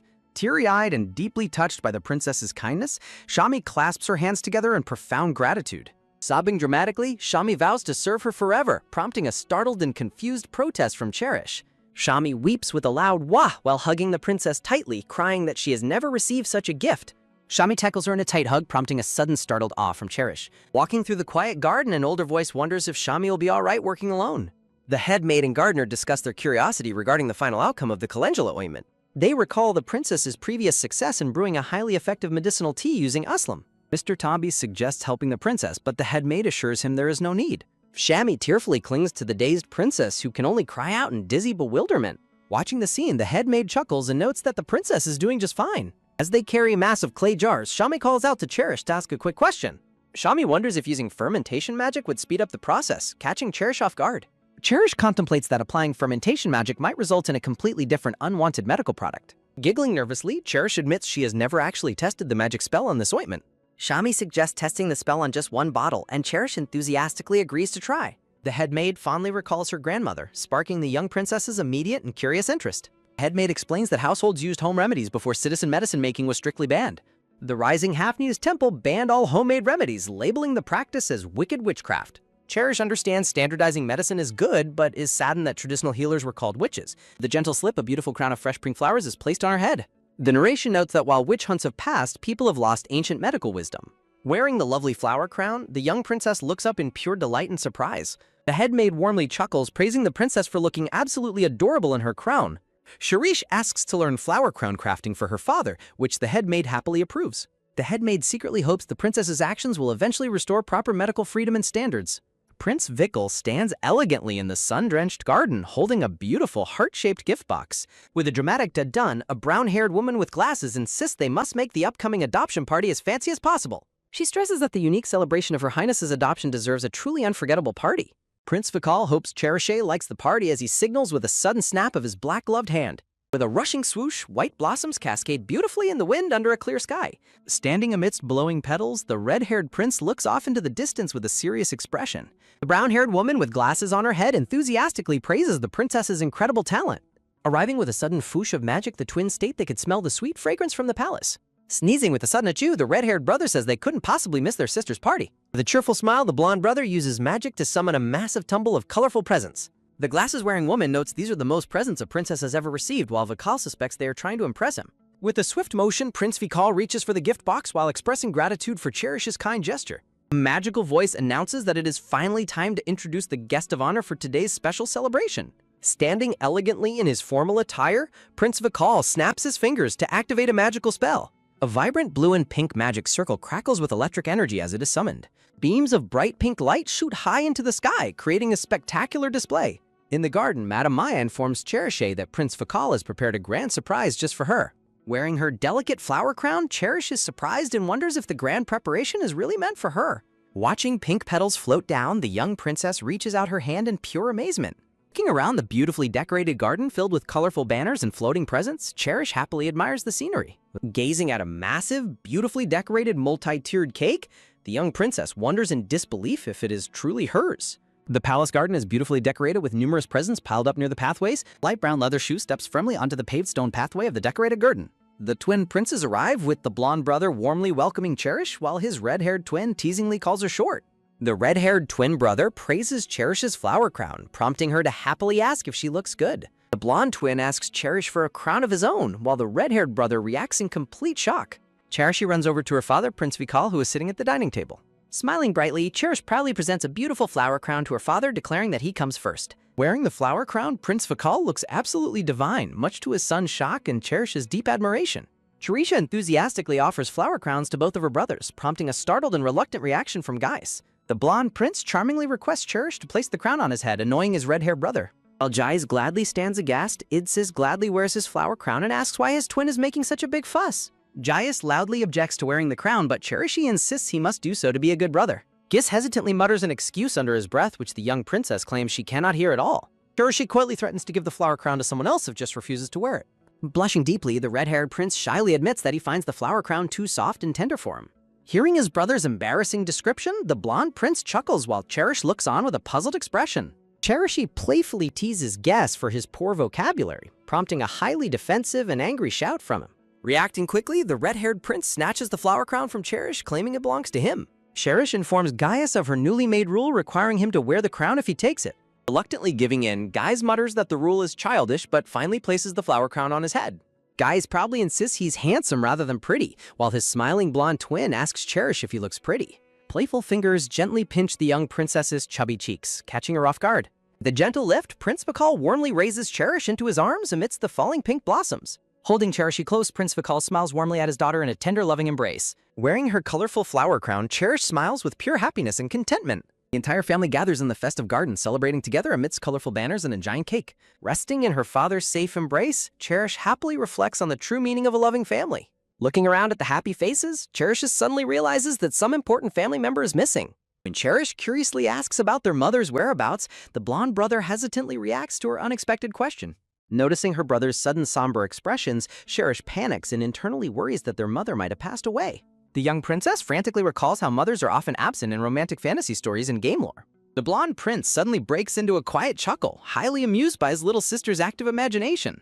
Laughing at her wild imagination, the brothers assure Cherish that their mother is perfectly fine and simply divorced their father.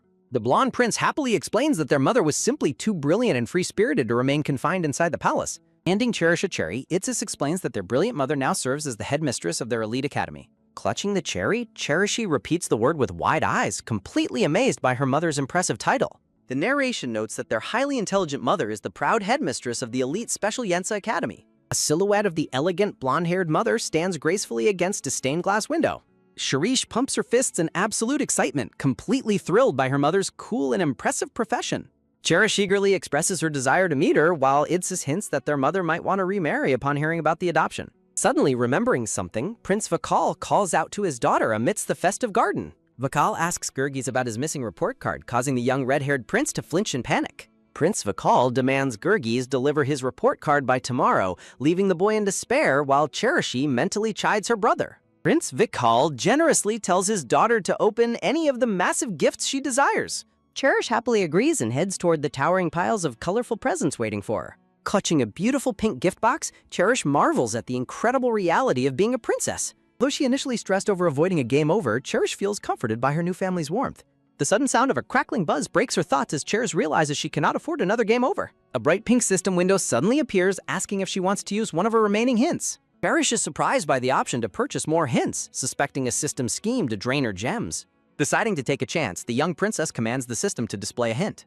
The system suggests purchasing a save point designation dart from the dragon market to prepare for game overs. Cherisha is absolutely shocked to learn about the existence of a dart that can designate save points. She realizes that this magical item would allow her to restart the game from any chosen scene. Feeling triumphant, she rejoices at the prospect of never repeating her humiliating defeat by Alexandra. She quickly deflates upon realizing the steep entrance fee and the exorbitant cost of the treasure chest. Cherish plans to visit the market after completing her ointment quest, hoping to settle with her family first. Lost in her deep calculations, the young princess softly mumbles her plans under her breath. A sudden question from her father startles Cherish, causing her to gasp in surprise as she turns around. Looking exceptionally handsome, Prince Vakal warmly informs Cherishi that he has something special to show her. Confused but curious, the young princess wonders about what her father wants to show her. She echoes his mention of trees with a deeply puzzled and adorable expression on her face. Carrying his daughter gently in his arms, Prince Vakal walks down a sunny path lined with beautiful trees. As Vakal's shoe steps firmly onto the clearing, he softly announces that they have finally arrived. Vakal points out the young plum trees named after his sons, noting they were planted 12 years ago.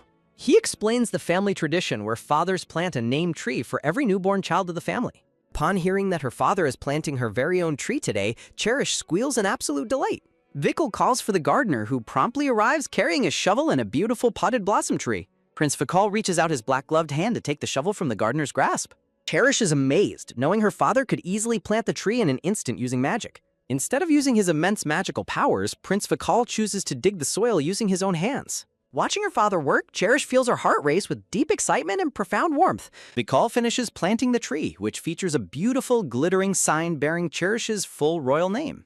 Vikal reveals he had the sign specially made, and Cherish is absolutely thrilled by how sparkly it is. Prince Vikal smiles warmly as he gently calls his daughter by her affectionate nickname, Cherry. Vikal tenderly assures Cherish that despite not being her biological father, she is truly a Wind Princess. With a gentle pat on her head, he advises her to always hold her head up high. Under the falling cherry blossoms, Prince Vikal gives his beloved daughter a comforting, warm gesture of reassurance. Cherish silently doubts her worthiness as a princess, comparing herself unfavorably to her fierce rival, Alexandra. Her self-doubt is suddenly interrupted by a warm shout calling out her name from a distance. Her family and the palace staff excitedly invite Cherish over to enjoy some delicious cherry cake. Smiling brightly, Cherish happily calls out as she runs toward her loving family to join the feast. Gazing at the warm sky, she silently wishes to live here for a very long time. The scene shifts dramatically to a dark, menacing castle surrounded by an ominous purple mist. A delicate porcelain bowl is violently smashed to pieces on the floor amidst an angry scream. A furious voice demands confirmation of the shocking news regarding Prince Vikal's adoption of the young princess. Clenching her teeth in absolute rage, the girl vows revenge against the princess for humiliating her. Burning with intense anger, Alexandra Jen Castalia swears to punish Cherish for disgracing her noble name. Alexandra demands to know if those are all the gifts, her voice dripping with extreme irritation. The maid nervously recalls how Alexandra received an overwhelming abundance of gifts during the last harvest festival. The sounds of light steps echo as two gossiping maids resolve to stay out of their short-tempered princess's sight. The gossiping voice pities the poor bandaged maid Jessica, who is unfortunately assigned to serve the volatile princess. A heavy gulp slips past Jessica's throat as her eyes fill with quiet mounting dread. Laughing maliciously, Alexandra mocks Prince Vikal's sanity for adopting Cherish and demands to know the number of gifts she received. Trembling in absolute terror, the nervous maid desperately wishes she could just escape and go home. Crying out in despair, Jessica laments how grueling her noble service has become, dreading to reveal the massive number of gifts Cherish received. Spotting her maid frozen in place, Alexandra harshly barks at her for standing around like a dummy. With a sudden grab, Alexandra seizes a teacup while aggressively demanding an answer about Cherish's gifts.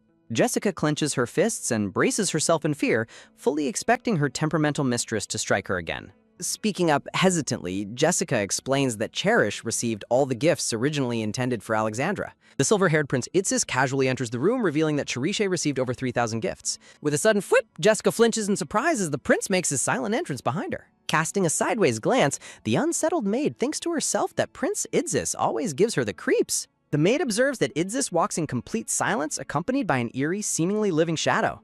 Despite others dismissing her fears, Jessica remains deeply unnerved by the chilling aura surrounding Prince Itzis. Prince Itzis maintains his unsettlingly calm smile, his quiet gaze fixed forward. Suddenly brightening, Prince Itzis cheerfully announces that something has just crossed his mind. A soft step sounds as he points out that Cherish received the exact ruby bird set Alexandra coveted. Leaning over her couch, Itzis shares a rumor claiming that Cherish's true biological father is actually a dragon.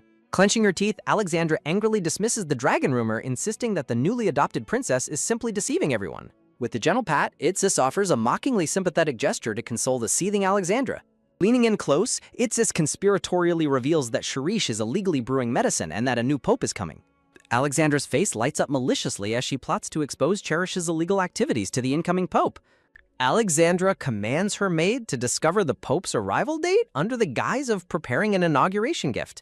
Alexandra seethes with resentment, accusing Cherish of betrayal after supposedly showing her orphan self-kindness. She vows to deliver a ruthless revenge gift to Cherish to defend her family's noble name.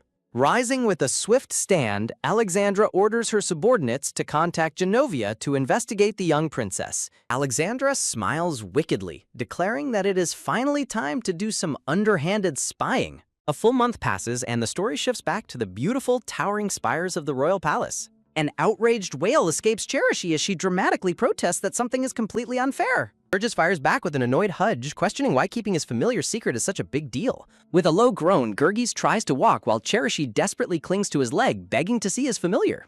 Stretching her chubby cheeks comically, Gurgis firmly orders his little sister to run along so he can train.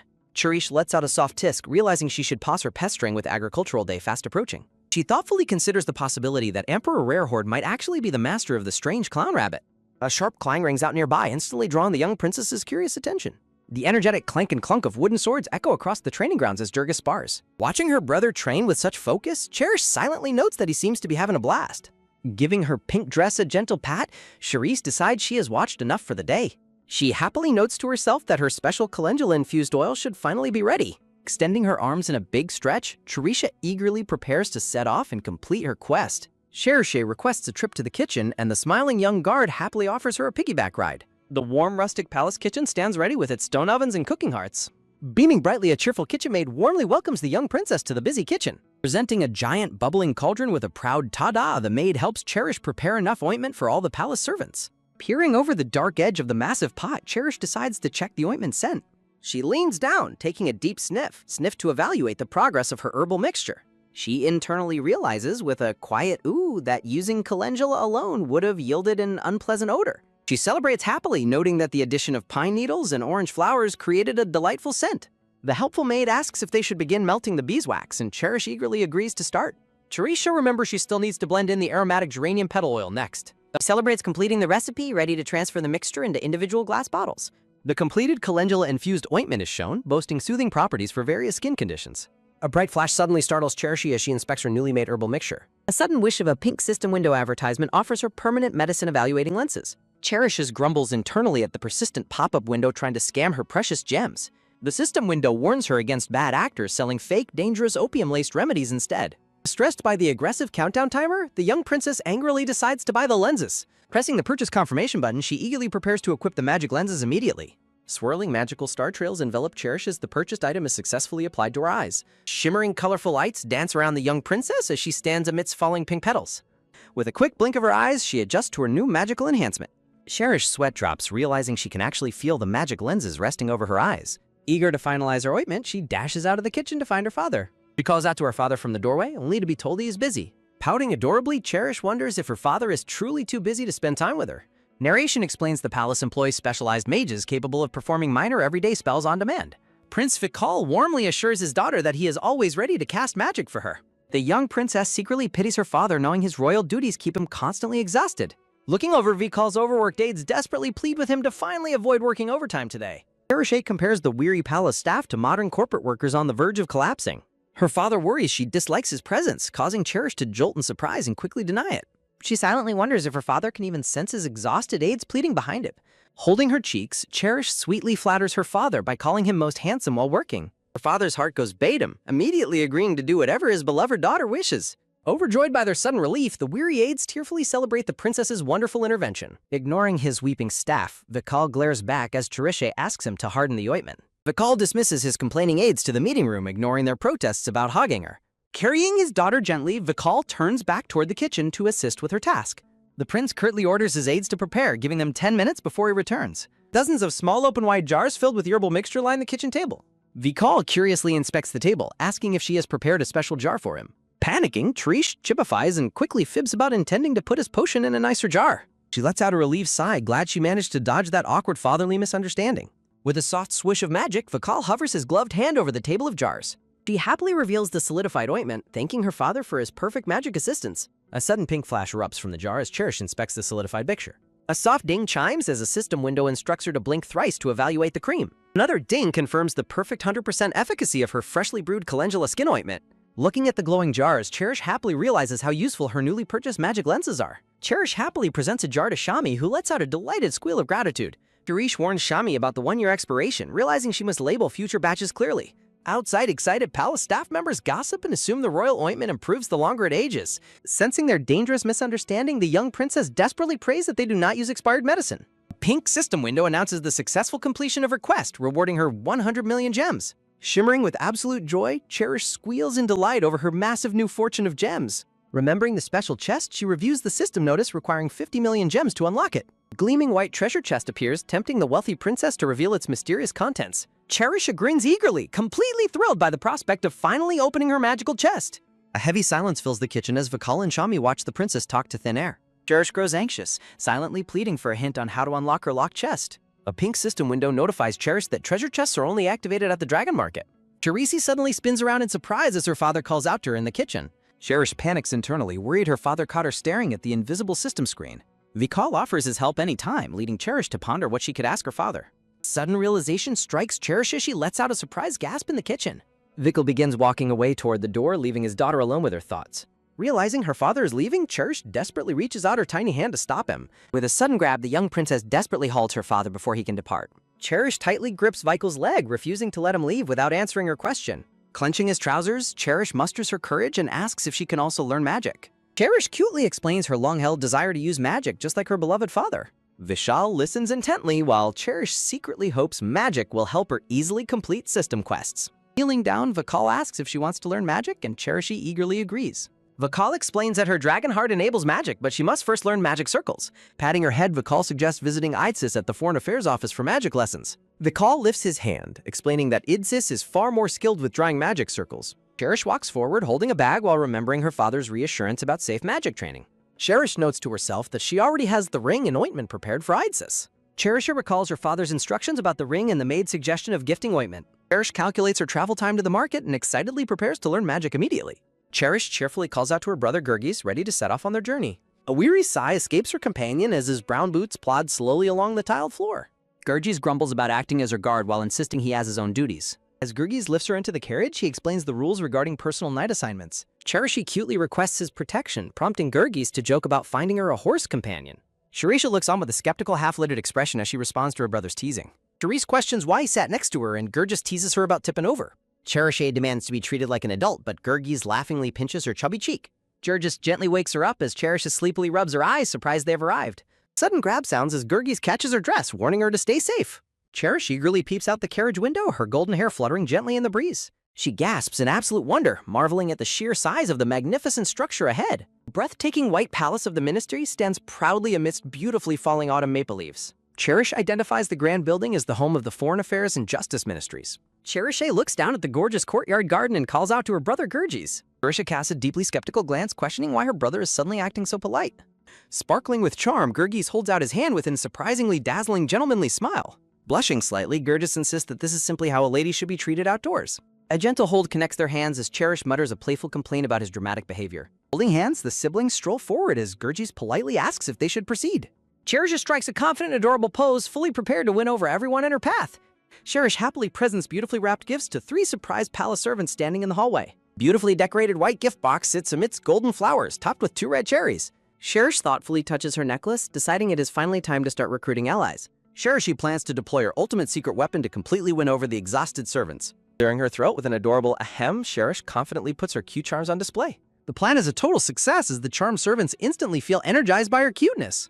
A tearful servant clings to her while Gurgis warns against comparing her to Prince Ibsis. The servants joke that Idsis' dark personality completely cancels out his handsome good looks. 3 palace servants happily gossip about Prince Idsis' handsome looks despite his cold personality. A sudden shudder runs through the servants as an irritated voice demands to know the source of the commotion.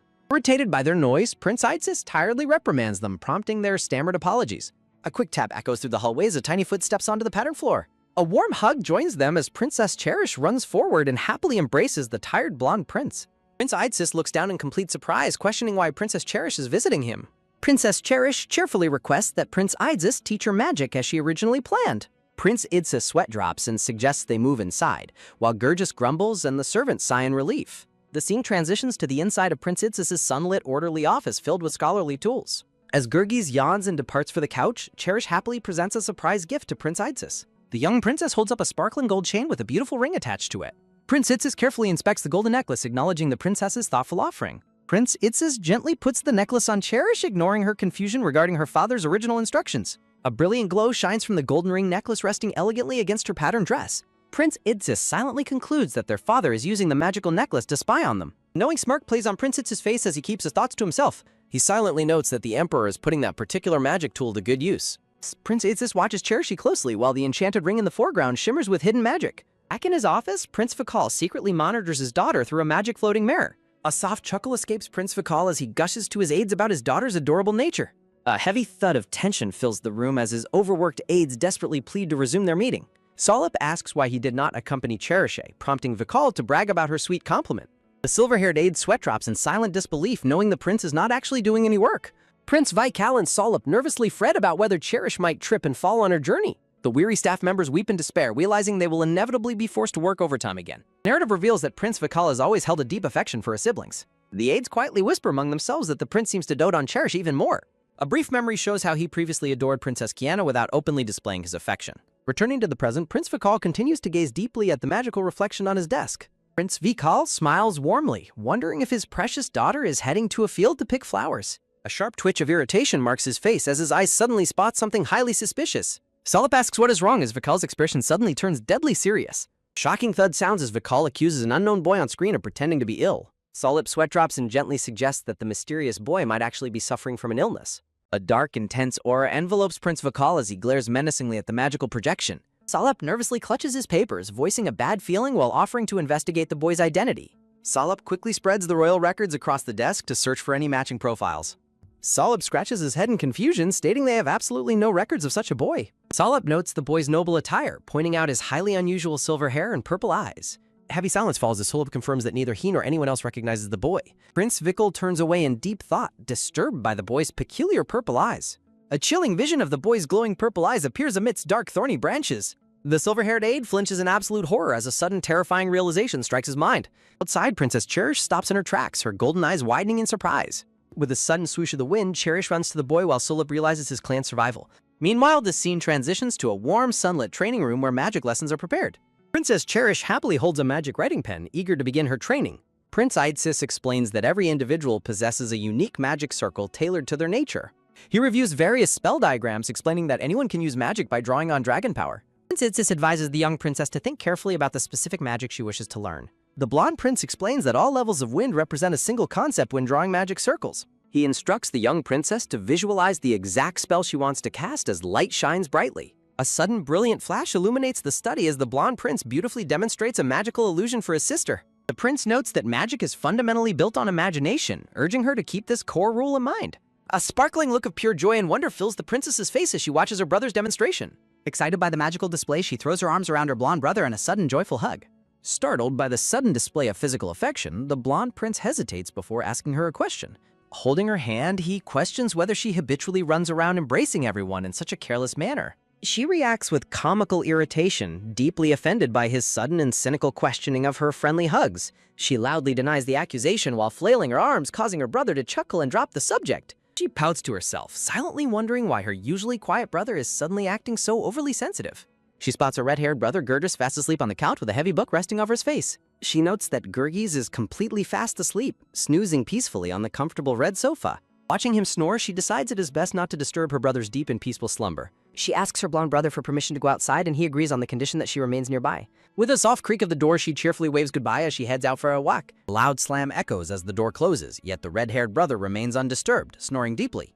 Sliding the book away, Gurgis immediately scolds the blonde prince for speaking so coldly to their little sister. Gurgis defends her hugs, but Idsis counters that close contact leaves her highly vulnerable to potential poisoning.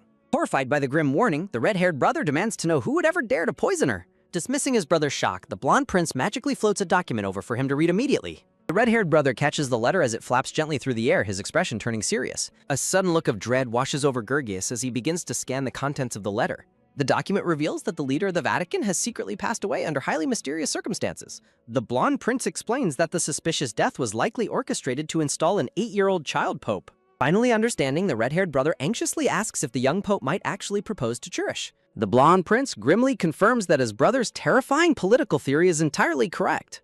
The narrative details the dark tradition where the pope is eventually sacrificed to God at age 18. The newly appointed young pope stands at the peak of a grand red staircase surrounded by priests. The law dictates that the sacrificed pope is granted the right to marry an imperial princess. This highly coveted position grants the bride immense political power, unfortunately turning her into an assassination target. The blonde prince points out that such a marriage alliance would significantly benefit the rival Win faction. The red-haired brother firmly resolves that they must absolutely prevent this terrible marriage from ever occurring. The blonde prince agrees completely, reiterating their shared vow to protect their precious little sister. He notes that the lack of female descendants in their lineage makes Cherish even more vulnerable. He analyzes potential rival brides, noting that one faction's candidate cannot legally be counted as a princess. He explains Lisbel's familial allegiance while noting that Helga is the only girl in another faction. He points out that among the remaining candidates, Cherish is the only one who is not an heir. The beautifully decorated cherry gift box sits quietly on the wooden desk amidst their tense political discussion. The red-haired brother firmly declares that he will never let anyone take their precious little sister away. Walking forward with hands behind his head, Gurgis confidently declares they will protect their sister themselves. He turns to his blonde brother to confirm their shared resolution to keep her safe. The two brothers stand side by side, united in their goal to guard their sister's future. The blonde prince addresses his brother Gurgis skeptically, as if recalling a highly contradictory past behavior. Idzis teases Gurgis about previously wanting a brother to boss around, prompting Gurgis' embarrassed defense. Blushing slightly, the red-haired brother admits that Cherish has truly become a cherished part of their family. As Idzis mentions the upcoming celebration party for the Pope, Gurgis asks if Cherish can simply skip it. Tapping the stack of papers against the desk, Idzis points out that her absence won't stop the threat. He explains that even their father cannot stop the Pope's authority, though he might attempt assassination. Gurgis panics that killing the Pope would cause a war, but Idzis calmly notes candidates are easily replaced. Gurgis reassures his brother that he will handle the Vatican issue himself if diplomacy fails. Gurgis suggests a chaotic solution of complete destruction, making his brother sigh in disbelief. Clutching his head in irritation, Idzis dismisses the political talk and orders Gurgis to train. When Gurgis asks about the new Pope's appearance, Idzis replies that he has black hair and red eyes. Idzis realizes the boy with Cherish isn't the Pope, smirking at the discovery of a new intruder. Gurgis rests his chin on his arms on the desk, listening quietly. A sharp spark flashes as Gurgis' red eye reflects a vision of his sister with the strange boy. Gurgis stands up to leave, telling Idzis to protect her since he lacks diplomatic skills. Idzis urges Gurgis to also watch over her, noting he cannot always protect her directly. Gurgis confidently declares there is no need to worry about his sister's safety. The narration emphasizes their absolute resolve to protect their precious little sister at all costs. Gurgis happily climbs out of the window to find his sister. Princess Cherish enjoys a peaceful walk in the sunlit autumn courtyard. She happily admires the beautiful scenery of the hidden courtyard garden. Suddenly, a faint noise catches her attention, causing her to turn around in curiosity. Guided by a gentle breeze, she heads towards the trees to investigate the sound. Rustling through the dense green bushes, Cherish peers into the clearing. She gasps in surprise at the sight of a heavily hyperventilating boy. The pale, silver-haired boy struggles to breathe while leaning against a large tree. Cherish is temporarily dazed, finding the distressed boy incredibly beautiful. Realizing he is in serious danger, she rushes over and instructs him to breathe through his nose. She holds the struggling boy close, desperately trying to think of a way to help him. She suddenly remembers she is holding a small paper bag from her ointment. Pressing the bag over his nose and mouth, she gently instructs him to copy her breathing. The sun shines warmly through the golden autumn leaves of the quiet garden. Cherish leans in close, asking the boy if he is feeling any better. Sitting together under the tree, the boy smiles gently and confirms his breathing has improved. Grabbing her hand, he asks if she is a princess, and she introduces herself as Cherish. He politely thanks her for her help and introduces himself as Pable. Warm, glowing light surrounds Pable as he smiles brightly at her. Cherish silently thinks his name is perfect, admiring his fluffy white hair. She comically imagines him as an adorable fluffy white fox standing beside her. Pable curiously asks if the paper bag was enchanted with a recovery spell. Cherish's sweat drops, keeping the scientific explanation to herself while claiming she just got lucky. Spotting Pavel's intense gaze, Cherish nervously asks if there is something on her face. Pable points out a tiny green bug crawling across her golden hair. Shocked and terrified, Cherish freezes in absolute panic. A loud, comical scream echoes through the sky, startling the nearby birds into flight. Cherish frantically pats her head to check if the insect is finally gone. Relieved by his reassurance, she clasps her hands and praises Pavel's kindness. Suddenly, a large hand descends and lifts Cherish into the air by her collar. Gurgis holds his sister dangling in the air as she demands to be let down. Gurgis accuses the boy of faking illness while Cherish defends Pable's genuine condition. Cherish looks back at Pable with concern, asking if he feels all right. Carrying her away like a sack, Gurgis teases her for being unable to handle a simple bug. Pable chuckles softly, expressing his gratitude for her sweet concern. Gurgis loudly warns Pable not to get any ideas while Cherish scolds her brother. Waving goodbye, Cherish calls out a cheerful farewell to Pable as she is carried off. Pable smiles warmly as he watches the lively siblings walk away. Gurgis suddenly glances back with a sharp, suspicious look on his face. Gurgis makes a sharp slicing gesture, fiercely warning that anyone who tries anything with Cherish is dead. A heavy, angry stomp sounds as Gurgis carries Cherish away, leaving Pable to watch them go. A soft, amused poof escapes the silver-haired boy's lips as he snickers to himself. Wiping away a tear of laughter, Pable is amused to realize she is Cherish, the helpless girl Alexandra had been bullying. Looking down at her tiny likeness on a dinner plate, he relishes her helplessness, wishing to take her away. A mystical decorative plaque formally unveils the silver-haired boy's true name, Pable Igor Aximus. It is revealed that Pable is a powerful demon count who serves Alexandra in the human world through a contract. With a dry cough, he struggles under the magical limitations imposed on demons in this realm. Brushing his hand back, he complains about the human world's air while regretting their incomplete contract. He folds and presses the paper, reflecting that his troubles were worth it since they led him to Cherish. With a magical voom, he breathes life into the paper airplane and sends it flying into the wind. The paper airplane swooshes gracefully through the autumn air, gliding high above a horse-drawn carriage. Night falls over the grand royal palace, standing quiet and serene under the glowing full moon. A tired yawn escapes Cherish's lips as she prepares to finally turn in for the night. With a soft plop, Cherish reflects on her busy day and her meeting with the pretty boy Pavel. Determinedly slapping her cheeks, she tells herself to wake up and take advantage of the sleeping palace to visit the dragon market. A helpful system window recommends purchasing a save point designation dart from the dragon market to prepare for danger.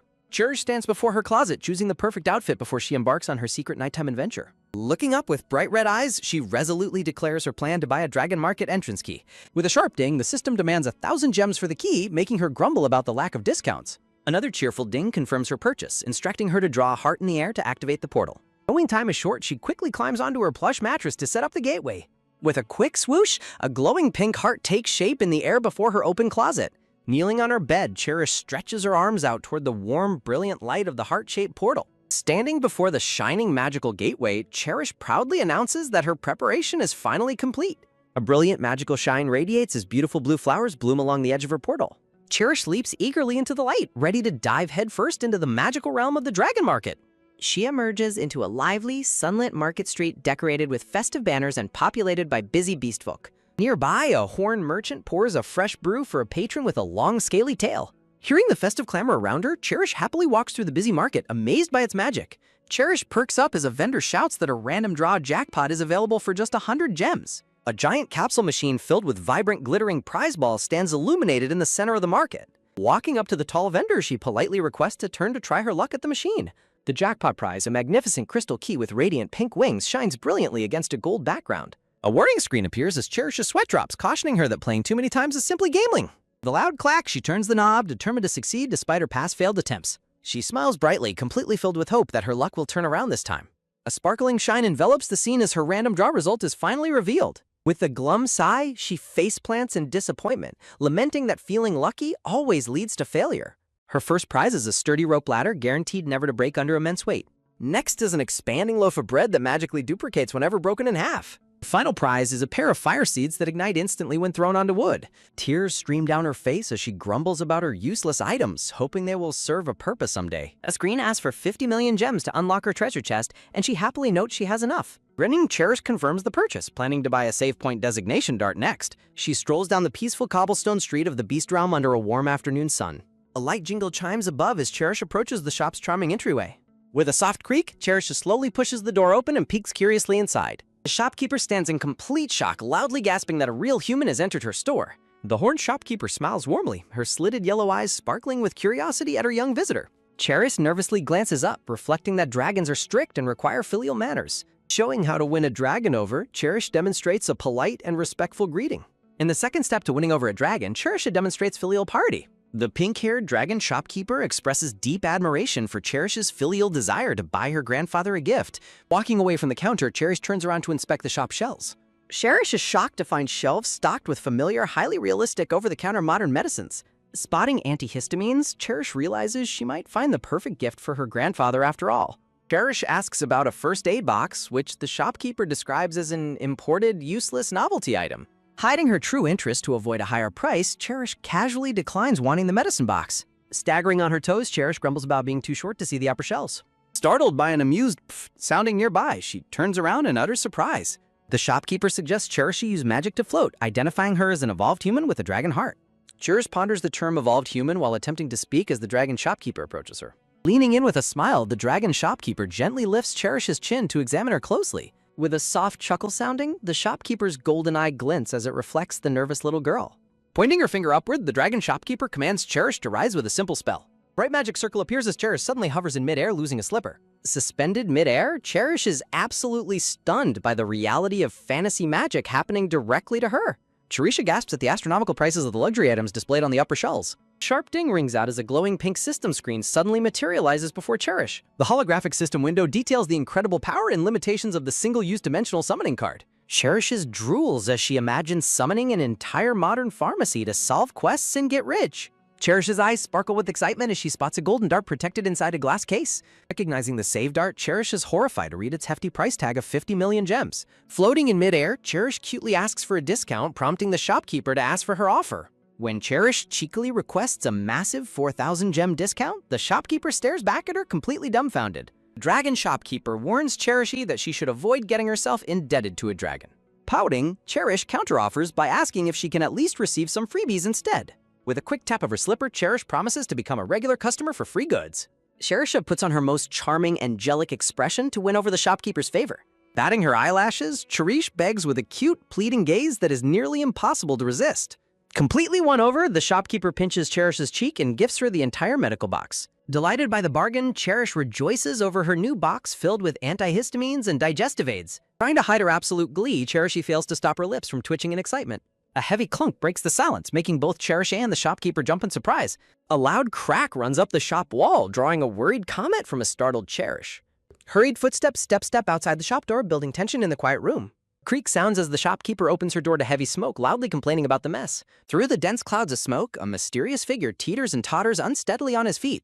The figure takes a weak step forward as the thick, dark smoke slowly begins to clear. A heavily battered black-haired boy with striking red eyes emerges, looking utterly exhausted and weak. Struggling to maintain his balance, the exhausted black-haired boy staggers forward with heavy, labored breaths. Blood trickles from his mouth as the boy weakly gasps for air on the verge of collapsing. With a sudden heavy flop, the injured boy collapses face first onto the cobblestone floor before them. Cherish stands frozen in absolute shock, wondering if the unconscious boy really just spoke her name.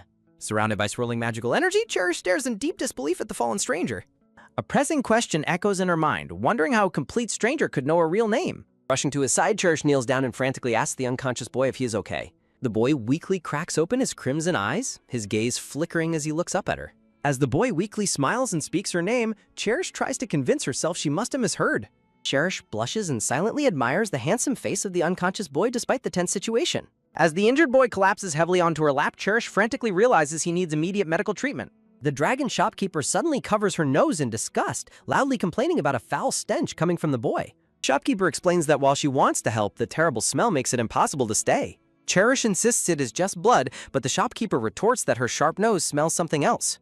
With a sudden turn, Cherish reacts in utter shock as the shopkeeper identifies the scent as a sacrificial offering. Nearby beast folk murmur about the foul odor, questioning what a sacrificial offering is doing in the sacred dragon realm. Cherish looks up with wide, confused eyes, anxiously asking what the shopkeeper means by her words. A pink system window pops up, announcing a surprise quest to treat the wounded stranger for a gem reward. Cherish determinedly thinks that she was fully prepared to treat his injuries even without a system quest. Ready to take action, Cherish confidently rolls up her sleeves and decides to treat him herself. Cherish kneels beside the unconscious dark-haired boy on the cobblestone floor, opening her newly acquired medical kit. She reaches into the medicine box and carefully opens a large red bottle of liquid disinfectant. With a quick rip, Cherish tears a piece of clean white bandage from the roll to dress his wounds. Recognizing the girl's struggles, the shopkeeper kindly offers to help her small hands, which Cherish gratefully accepts. The shopkeeper angrily yells at the nosy onlookers to mind their own business, prompting them to quickly scatter. Using her magic, the dragon shopkeeper floats the bandage, explaining it will help cover up his foul stench. The boy weakly groans and flinches in pain as they begin to treat his severe cuts. Cherish gently comforts the hurting boy, urging him to hold on while she wraps his arm. Cherish jolts in sheer surprise as a sudden magical shift catches her attention. A sparkling glow surrounds the boy's body as his form starts to rapidly change and grow larger. The young boy suddenly transforms into a handsome older youth covered in deep cuts and scratches. The shopkeeper blushes at the youth's handsome appearance, while Cherish silently agrees that he is absolutely gorgeous. Cherish panics as she notices the boy is suddenly covered in even more wounds than before. Bandaging the boy's arm, Cherish worries that he is actively being attacked by an invisible force. Leaning closer, the shopkeeper realizes the boy must have gotten swept up in time, altering his own fate. The shopkeeper's golden eyes gleam as she deduces the kid returned from the future after a timeline issue. Floating gears appear as the shopkeeper explains the boy's future self is merging with his present body, blocking healing magic. Shopkeeper explains a deity resides within him, making Cherish ask if a doctor can help instead. When the shopkeeper notes the boy did not seek a dragon's help, Cherish wonders about his true purpose. The shopkeeper's sudden grin gives Cherish an incredibly bad feeling about what is to come. Under a shower of purple flowers, the shopkeeper suggests that the mysterious traveler actually came to see Cherish. Cherish is left completely bewildered, sweating as she wonders why the boy would seek her out.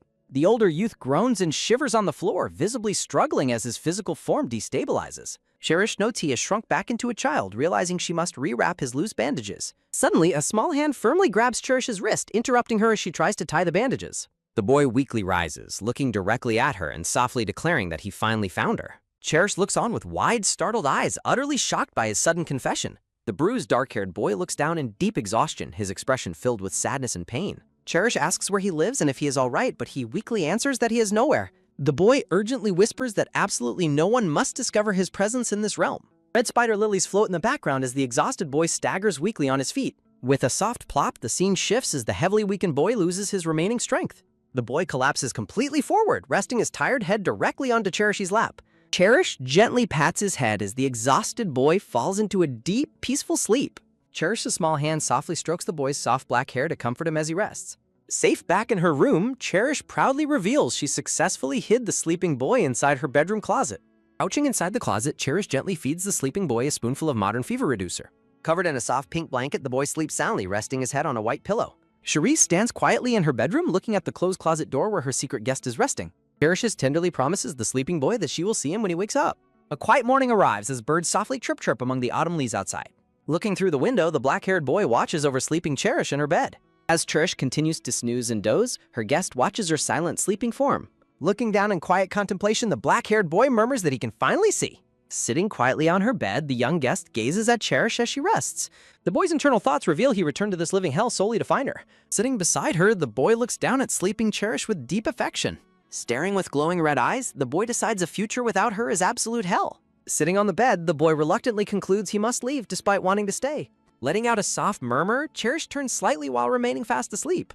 She begins to turn in her sleep, muttering a sweet wish for her friend's health. The boy lets out a quiet scoff but smiles warmly at her sweet sleeping wish. He decides to raise a delicate bunch of glowing blue flowers in his pale hand. Surrounded by elegant blue floral patterns, he resolves to leave behind a meaningful memento. Leaning over her sleeping form, the boy places the flowers, hoping she remembers him. With a sudden swoosh, the boy vanishes, leaving her bedroom completely silent and empty. Hearing footsteps go step, the maid carries a golden candlestick down the quiet hallway. Arriving at the bedroom door, the maid looks inside with a surprised expression. With a soft creak, the maid opens the door, asking if Her Highness is awake. Seeing Cherish still enjoying a quiet snooze, the maid realizes she was mistaken and leaves. Grand white towers of the Celestial Palace stand majestically under a bright, clear sky. Cherish excitedly declares she is finally meeting her grandpa while her maid combs her hair. Giving a sudden glance to her side, Cherish notices the beautiful blue flowers on her bed. Holding the glowing blue flowers, Cherish wonders where the injured boy could have gone. Cherish is deeply puzzled, wondering how the mysterious guest knew her location at the market. She recalls the battered, black-haired boy standing weakly in his worn gray hooded cloak. She remembers walking together with him through the spacious grand hall of the palace. A highly distorted, glitchy silhouette shows the ominous figure of a girl covered in thorns. With a soft groan, Cherish dismisses her words, trusting he had his own reasons. Looking thoughtful, her personal maid asks what kind of dress she would like to wear. With a quick snap of her fingers, the maid summons her helpers to present the options. Sparkling effects emphasize that the capital's finest boutiques crafted these beautiful dresses just for her. Sitting on the couch, Cherish looks overwhelmed by the sudden fashion show prepared for her.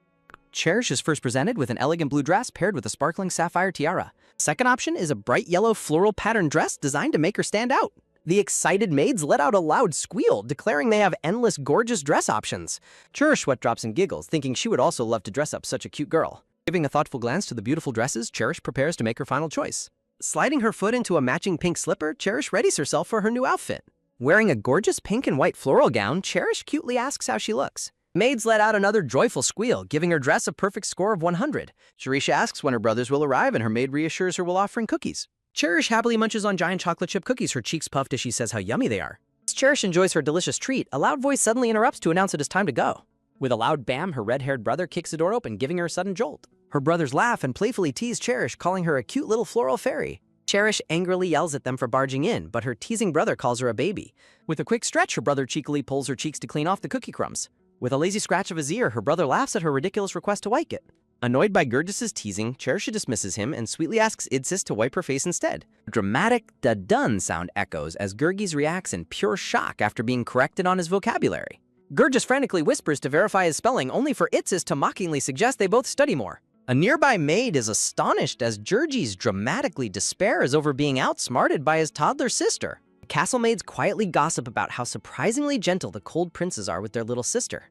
To the outside world, the three royal siblings present a picture-perfect image of warm family harmony. Hearing a sudden squeal, the three siblings sweat drop upon realizing their maids are gossiping nearby. Clearing her throat, Cherish politely asks her personal maid, Shami, to hand over her special purse. Cherish proudly reveals her custom emergency medical bag, which she had Sophia prepare for her. Cherish happily thumbs up as she runs through the special healing items packed in her bag. Cherish carefully packs away a homemade antihistamine bottle she prepared specifically for her grandfather's allergies. Eager to set off, Cherish excitedly calls her brothers to move, leaving them amused by her energy. A gentle clip-clap sound echoes as the royal carriage makes its way across the stone courtyard. Peering out of the carriage, Cherish curiously asks her brothers if today is indeed agricultural day. Idsis confirms her question, while Gurgis teasingly asks why his little sister is questioning the obvious. Both brothers suddenly look down at her, their attention fully captured by her curious question. The brothers exchange a knowing, mischievous grin, leaving Cherish completely confused by their secretive behavior. Brothers smugly reassure her that they have prepared an incredibly special offering for their grandfather. Leaning in close, her doting brothers beam with excitement about the grand surprise they have prepared. Grand entryway of the Imperial Palace is lined with elegant marble statues of winged angels. A magnificent crystal chandelier hangs from the high ceiling, casting a warm, glittering glow. Cherish gazes up in pure wonder, absolutely astounded by the sheer grandeur of the Emperor's residence. Staring at a massive golden vase, Shirish hilariously fights the urge to bite it to test its authenticity. As their footsteps click-clack, Idis explains they're heading to the private royal ballroom. Idis suddenly reaches out his hand, making a nervous Cherish ask what he is doing. Both brothers stand with warm smiles, offering their hands to guide their adorable little sister. Idis warmly invites her to hold their hands, while Gurgis turns away with a faint blush. Blushing with surprise, Cherish happily accepts, never expecting both of her brothers to be so affectionate. With a soft touch, Cherish's tiny hand firmly holds onto her brother's larger, white-gloved hand. Gurgis warns her that grandfather's gaze is so intense she might faint, sending Cherish into a panic. Gurgis dramatically roars the grandfather will eat her if she faints, earning a mild scolding from Idis. Idis chuckles and clarifies that grandfather won't eat her, though his presence has made people faint. Her brother notes that it is a very good thing she is wearing a veil. Clutching her lace veil, Cherie swallows hard as her anxiety about meeting her grandfather grows. Siblings stand before a massive portrait of their grandfather, the legendary human who fought the Dragon Lord. In a legendary battle, their grandfather confronted the terrifying, lightning-cloaked Dragon Lord with his bare hands. Having survived that fateful battle, he lived on for centuries, transcending both humanity and dragonkind. Cherish gently raises her hand toward the massive portrait, her heart filled with respect. Looking microscopic by comparison, the young princess gazes up at the imposing portrait of the emperor. Taking a deep breath, Cherish quietly composes herself and prepares to face her legendary grandfather. An official announcement booms through the hall announcing the grand entrance of the three young royals. Holding hands tightly, the siblings walk forward together as all eyes in the room turn toward them. Quiet murmurs and curious whispers ripple through the crowd of high society guests attending the grand event. Admiring the lavish decor, Cherish notes how fittingly glamorous the event is for an imperial palace. Cherish's attention is suddenly drawn to a stern-faced boy in a purple coat staring intensely at them. With heavy stomp-stomp footsteps, the frowning boy begins marching directly toward the siblings with an angry glare. The arrogant boy, identified as Genovia Wynn Castalia, stops before them and lets out a condescending greeting. With a comical zip, the brothers completely ignore Genovia and breeze past, leaving him absolutely fuming. Gurgis suddenly halts as Genovia angrily yells behind him, demanding to know why he was ignored. Gurgis smugly scratches his ear and mockingly wonders if a dog is barking, leaving Cherish sweat dropping. She recalls playing Gurgis the most in her past life, believing she knew his character completely. A visual of Gurgis in his game design highlights his elegant and handsome default appearance. Cherish notes Gurgis' unexpected snarkiness while he childishly plugs his nose, completely ignoring any criticism. Gurgis advises Cherish to ignore the arrogant boy, provoking an angry exclamation from him. Approaching with a heavy step, Genovia haughtily claims he wasn't attempting to greet them. Genovia insults Cherish's background and adoption, drawing highly annoyed glares from Gurgis and Itzies. As Genovia warns Cherish about her brother's contagious stupidity, she glares back with sharp determination. A sudden black echoes as Gurgis delivers a powerful punch right to Genovia's face. Genovia crashes onto the floor with a heavy thud, completely knocked off his feet. Gurgis' cold red eyes gleam menacingly as he dares the fallen boy to speak another word. Flinching on the floor, Genovia defers his fear by furiously accusing Gurgis of stealing succession rights. Looking at the pathetic scene, Cherish quietly mutters that the arrogant boy is a loser. Hearing her own words, Cherish gasps in shock, realizing she spoke her thoughts out loud. Genovia staggers up in utter disbelief, furiously yelling insults at Cherish for calling him a loser. Facing the furious boy's outburst, Cherish falters slightly under the sudden weight of his anger. Stepping forward to shield Cherish, Idsis calmly tells Genovia not to project his failures onto her. With a soft sigh, Idsis prepares to explain reality to Genovia after the boy questions their familial bond. While Gurgis checks on Cherish, Idsis warns Genovia that he will not tolerate insults toward his sister. Genovia aggressively grabs Idsis, demanding to know if adopting a useless child helps gain the throne. Amused by the word useless, Idsis brings up a scandalous rumor about a noble extorting a commoner's invention. Genovia flinches in sudden panic, sweat dripping down his face as Idsis targets his secret crime. Idsis presses forward, questioning why the extorted invention was recently registered under Genovia's name. Whispering closely, Idsis' cold voice declares that Genovia is actually the one tarnishing their family name. Completely defeated, Genovia falters and retreats as Idsis ruthlessly tells him to live insignificantly.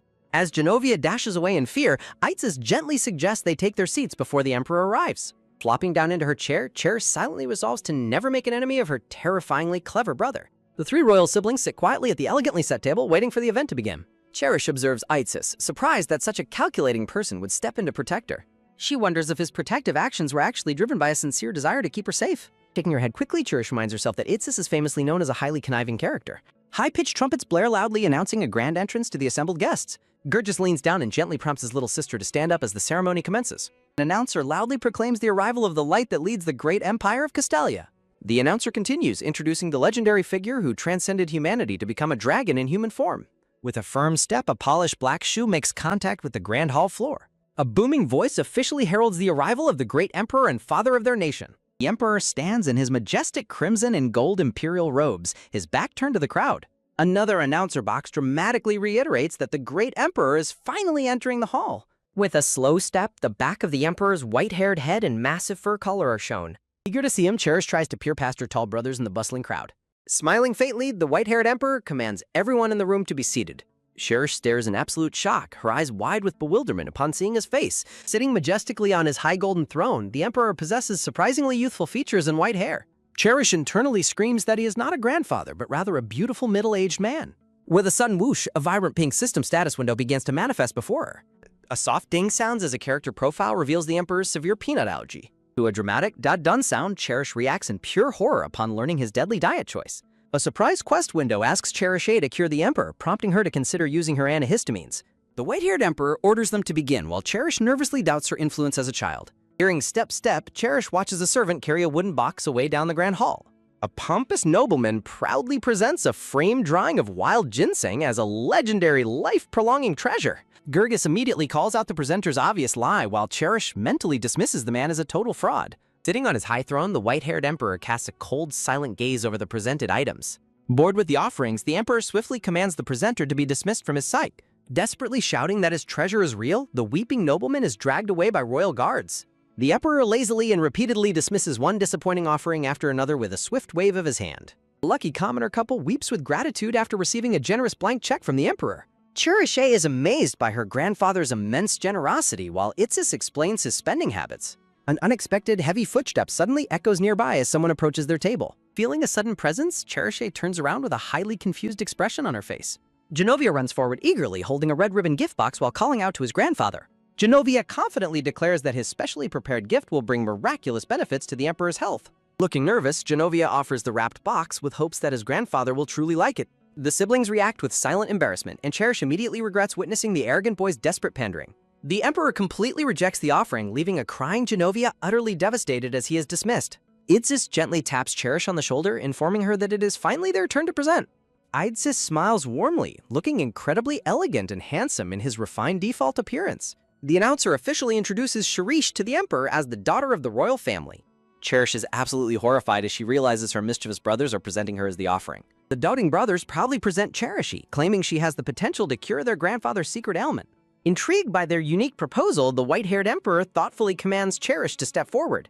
Swallowing her fear, Cherish bravely hops down from her massive throne to face her grandfather. Looking microscopic by comparison, Cherish begins her long, daunting walk up the massive imperial staircase. Staring directly at the imposing emperor, the young princess nervously gulps in anticipation of her grand plan. Cherish determinedly plans to show Genovia how to truly charm an imposing elder. Light rhythmic footsteps echo softly through the silent hall as the tiny princess marches ahead. Standing before the throne, Cherish starts her adorable act by posing in an incredibly cute manner. Smiling sweetly, Cherish enthusiastically introduces herself to her grandfather, addressing him by his true name, Werhad. Posing cutely, the young princess offers to serve as her grandfather's personal pharmacist for the day. The emperor watches in amused surprise as the tiny girl confidently proposes her healing services. Cherish drops a massive bombshell, brightly announcing that her grandfather has been consuming deadly poison. Clutching her pink medical bag, Sherry stands with absolute confidence despite the gravity of her claim. A vibrant pink system status window suddenly swooshes into view directly before the young princess. A system notification reveals she completed a hidden quest by speaking the emperor's secret name. Shirish reacts in utter shock upon learning the quest reward is a massive fortune. Clenching her tiny fist, Cherish celebrates that she can finally pay off her debts and return to her cats. The emperor narrows his brilliant red eyes, staring intently in absolute heavy silence. Feeling the sudden suffocating intensity of his gaze, Cherish flinches nervously under the pressure. Shirish realizes with a start that her grandfather was actually staring at her floating status window. Tense silence grips the massive grand palace hall as everyone awaits the emperor's reaction. The assembled high society guests gasp in utter disbelief at Cherish's preposterous claims of poisoning. The mocking whispers of the crowd provoke furious glares from Cherish's protective older brothers. Raising his large, white-gloved hand, the emperor effortlessly silences the entire whispering crowd. The Emperor calmly instructs his loyal aide, Heaton, to take the young princess away. Extending his hand toward Cherish, the Emperor demands to know if she can take full responsibility for her words. Looking directly into his eyes, Cherish bravely shouts her absolute confirmation without any hesitation. The Emperor chuckles softly, noting that everyone must always stand by their words and actions. A firm footstep echoes as the Emperor stands up and takes a slow step forward. A glowing announcement reveals the Emperor has decided to grant the young princess the benefit of the doubt. Bathed in a warm, heavenly light, the Emperor stands tall as Cherish gazes up with bright, hopeful eyes. The scene shifts to a quiet, elegant private room after the intense imperial audience. Gurgis holds his head in sheer panic, anxiously questioning Cherish's risky claim about the Emperor. Sighing softly, Cherish tells her brother to trust her, but he explodes in panic over their terrifying grandfather. Gurgis's voice raises to a loud yell as he pinches Cherish's cheek, warning her of the Emperor's strictness. Idsis calmly expresses his confidence in their sister's abilities, leaving the panicked Gurgis utterly flabbergasted. As her cheeks are squeezed, Cherish internally realizes that she now has many more system quests to complete.